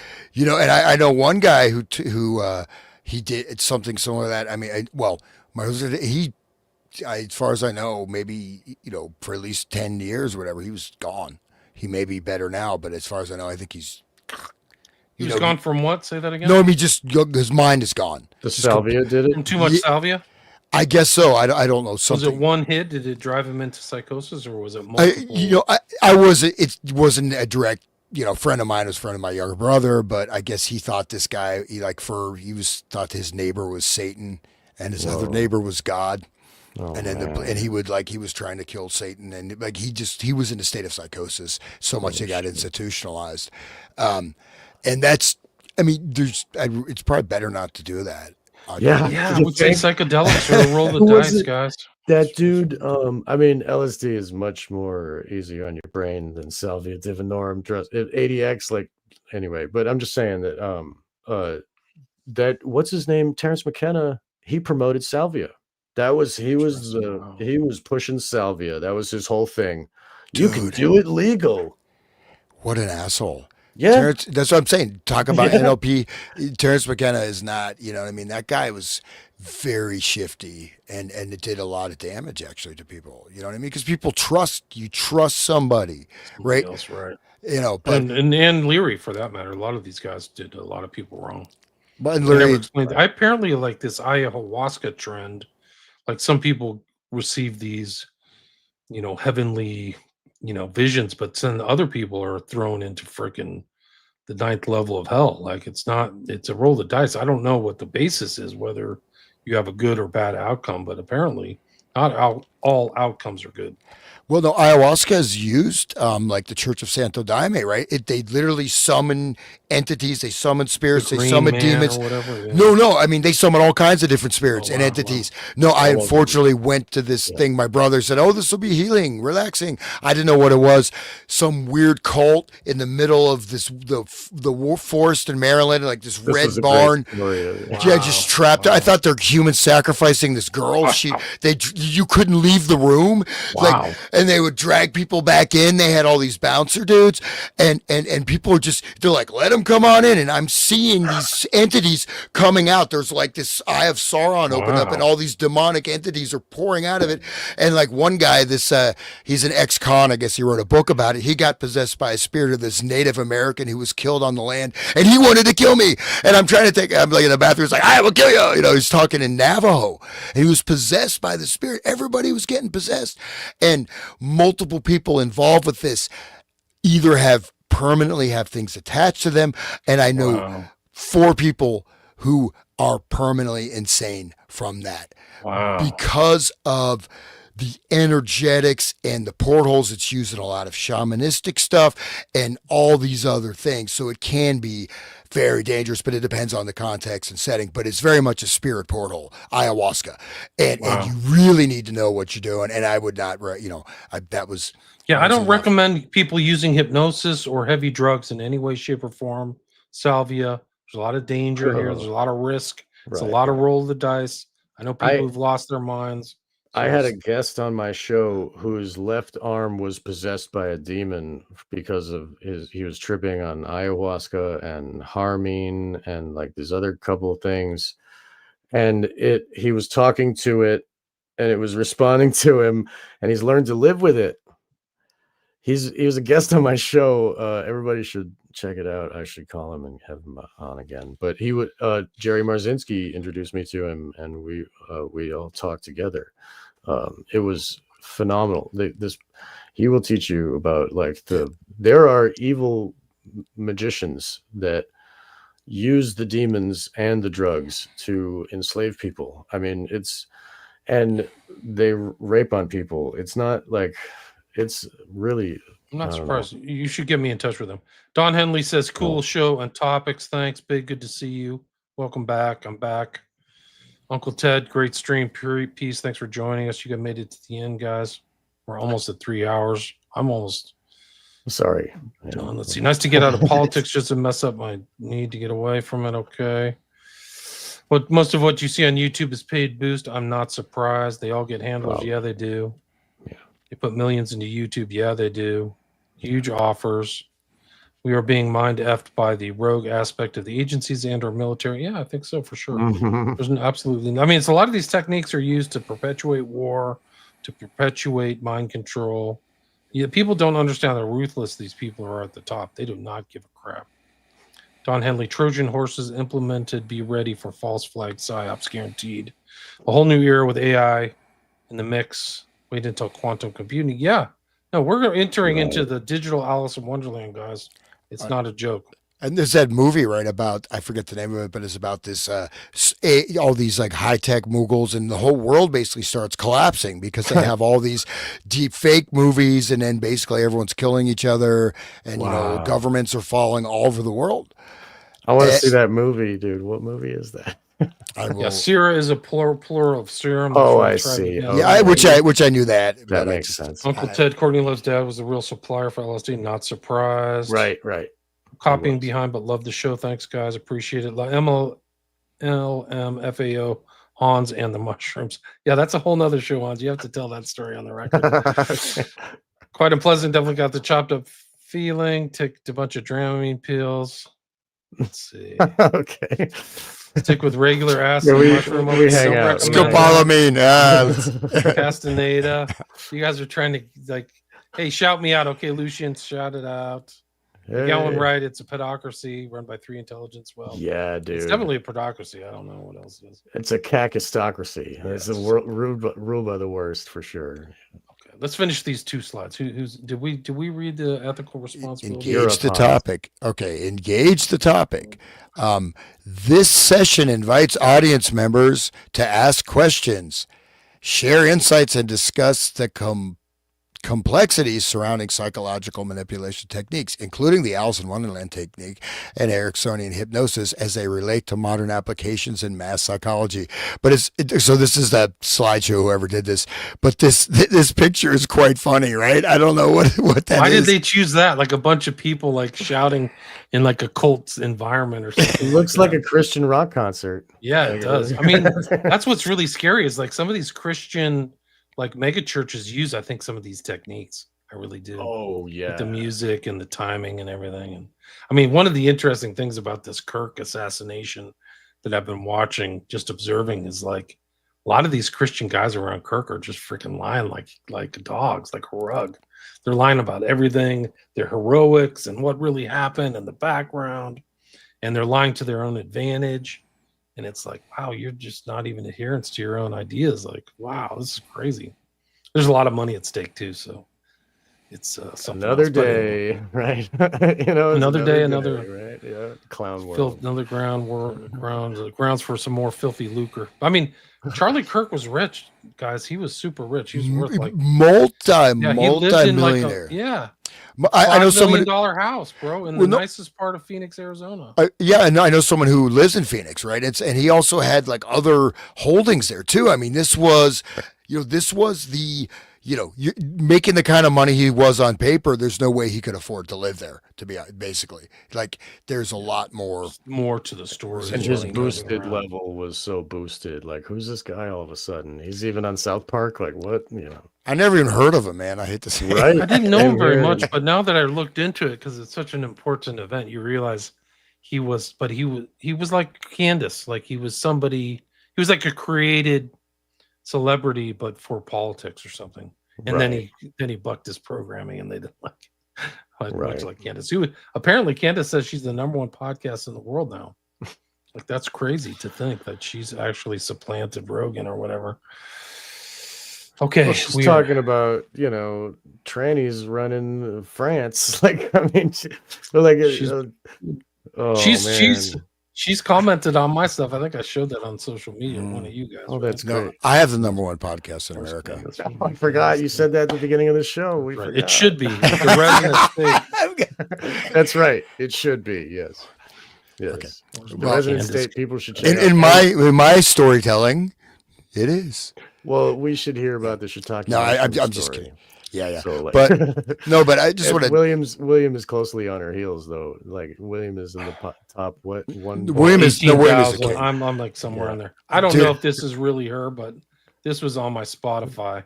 I probably have like one of the least watched podcasts in America. It's on the board. It's telling me Christ is King. Oh, that's like from a couple months ago. Oh, that's cool, dude. That's before. I think. Nice. When was Kirk? Kirk was what, September 10th? Yeah. Right. It's about basically before Kirk got popped. So she's listening to that she's one. listening because I hope she's listening to this series because holy crap. Yeah, like yeah, nobody's I hope so. talking about this stuff, William. Like, wow. Nobody. Yeah. But guys, mention your shows before we wrap it up. Where can people find you? The Resonant State, Hans, where can they find you? Let's go. You find me. Thank you, Sean. You can find that at YouTube. I'm on YouTube. I am on Rumble. I think I wasn't able to change my channel name, but it's there, Resonant State, or you can put Eyes Wide Open, Hans Hutter Investigates. It's on Odyssey, Rumble, Odyssey, BitChute also. BitChute, and then I'm on Spotify, and that's about it, man. And and so I appreciate it. I'm kind of obviously I'm just trying to get it started. So don't laugh, like, it's like I got one great view. Shows on all that Soviet cybernetics and OK music for the masses. Freaking You're an old school voice, but you don't have your own show until now. So we're glad that you finally have a show, Hans. Yeah. Well, I was kicking butt on Spreaker, and then they deleted me. Right. So but PayPal too, right? Yeah, PayPal twice. Keep copies of all your work. Make sure PayPal, you keep all stuff, because I'm reposting stuff that I did from 2 years ago, like the Russ Disney thing from 2014. Yeah. That's a long time. Yeah, wow. But no, I mean PayPal though. I mean literally, like I had my account. They took it, and then I had to get another account. I'm doing this gig for this corporation. They said, we'll pay you through PayPal. So I get another account, different email address, Account is permanently closed, and they just took the money. Straight up. First transaction, and it's just gone. And now the company can't get the money back from PayPal. And I'm like, I can't do anything. But that being said, no complaints. And I do want to say one thing though. At this time, it's very, very important to really, to have a strong center, really to focus on the concretics of your daily life, I think having a good, very strong moral code, a code of virtue, of action, and really trying to be very, very clear and dialed in with the world around you as much as possible. You know what I mean? Without projection, because I feel that this kind of reality warping is going to start to affect there's like a psychic field, right? You go to India, time moves very slowly. You go around certain places. There is, as you and Cameron talked about, mental contagion, right? So I'm just saying that this, I think some of this is going to start to have warping effects just because of the field, electromagnetic field of the consciousness. So anyways, God bless everyone. Thank you.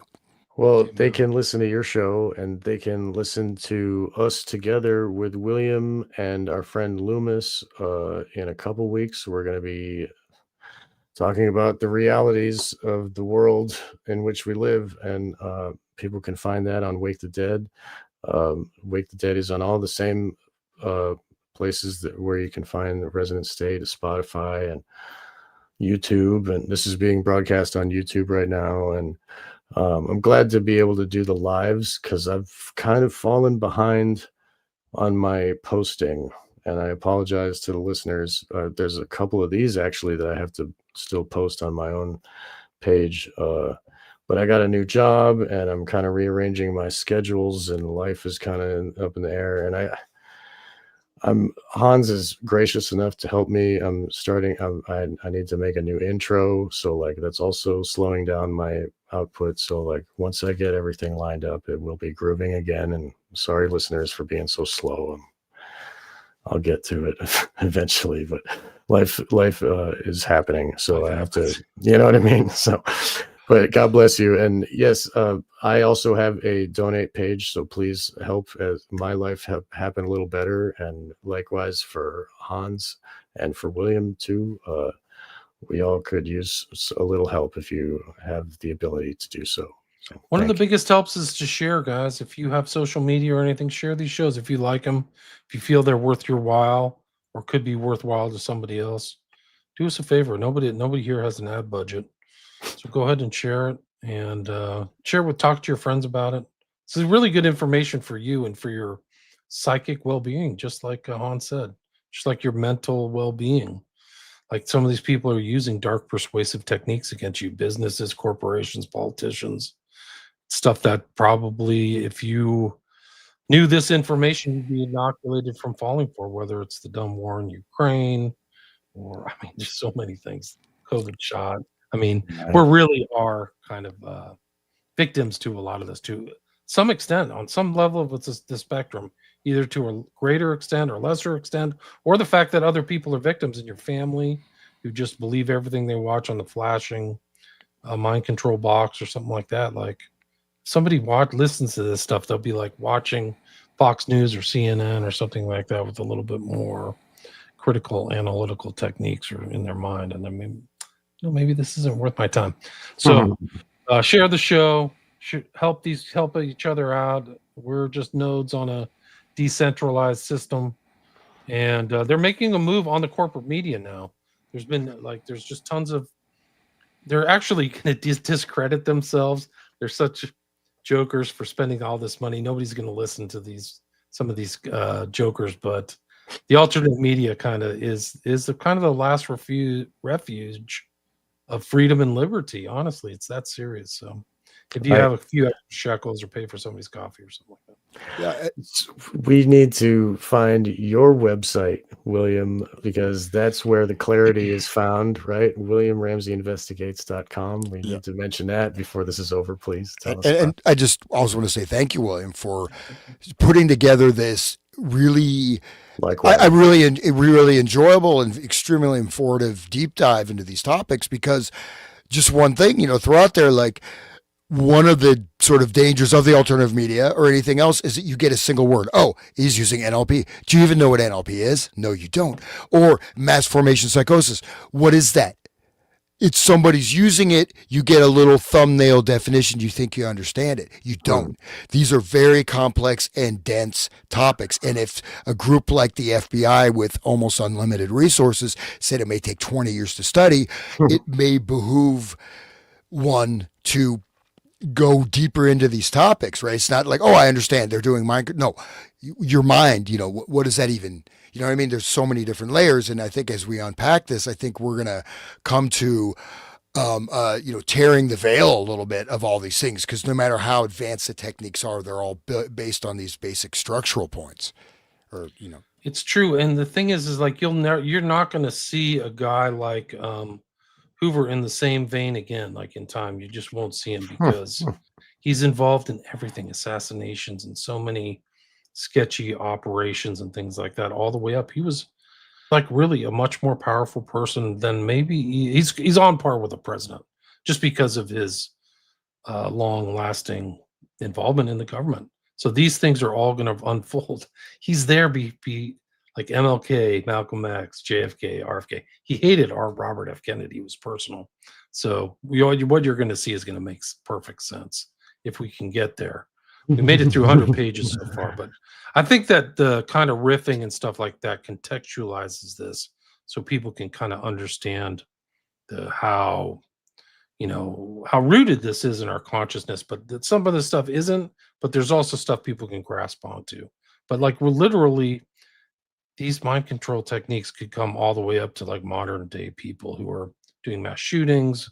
I think for sure that guy who was Aurora shooter, Holmes, and Mangione's very strange, and Ruth is very strange, but it goes all the way back to the early 30s. So thanks everybody. Thanks for listening. Really appreciate it. Made it 3 hours, guys. 250 listeners, live listeners. So that's like a lot. Like I had a lot for Riley Strain, like I had a lot of listeners for that, but this is a lot of listeners. Anyway, anything you guys want to add to finish it up? Thank you, listeners. We appreciate you listening live. It's great. We don't advertise this stuff. We just click the button. So the comments are great too. They really add to the whole discussion too. So I'm thankful for everybody for commenting and stuff like that, but please share the show. Hans, anything you'd like to add? No, I just appreciate everybody listening. And, as we wind down the American Empire with the great orange baboon at this helm of state. I'm just kidding. I'm just kidding. Very much he didn't follow any of his campaign promises, dude. No, anything. Stop the war. He did He went back to campaign with the Warlow. Israeli flag behind him, though, so that was kind of one of his promises, wasn't it? So I guess he kept that up, right? Yeah, he did do that. Yeah, He likes pushing in the chair for Netanyahu and Miriam right. Allison, Yeah, like a good little red-haired butler. You even stretch, bro? Oh, you're so good. You're never gonna let that down. I watched that scene 3 times. All right, guys. That's what Peace. Trump was Okay. doing. Thanks, everybody. Anyway, Share the show. Really appreciate it. Thank you, guys. All right. Thanks All for all right. the nice comments, too. Thank you Thanks so much. Thanks, William.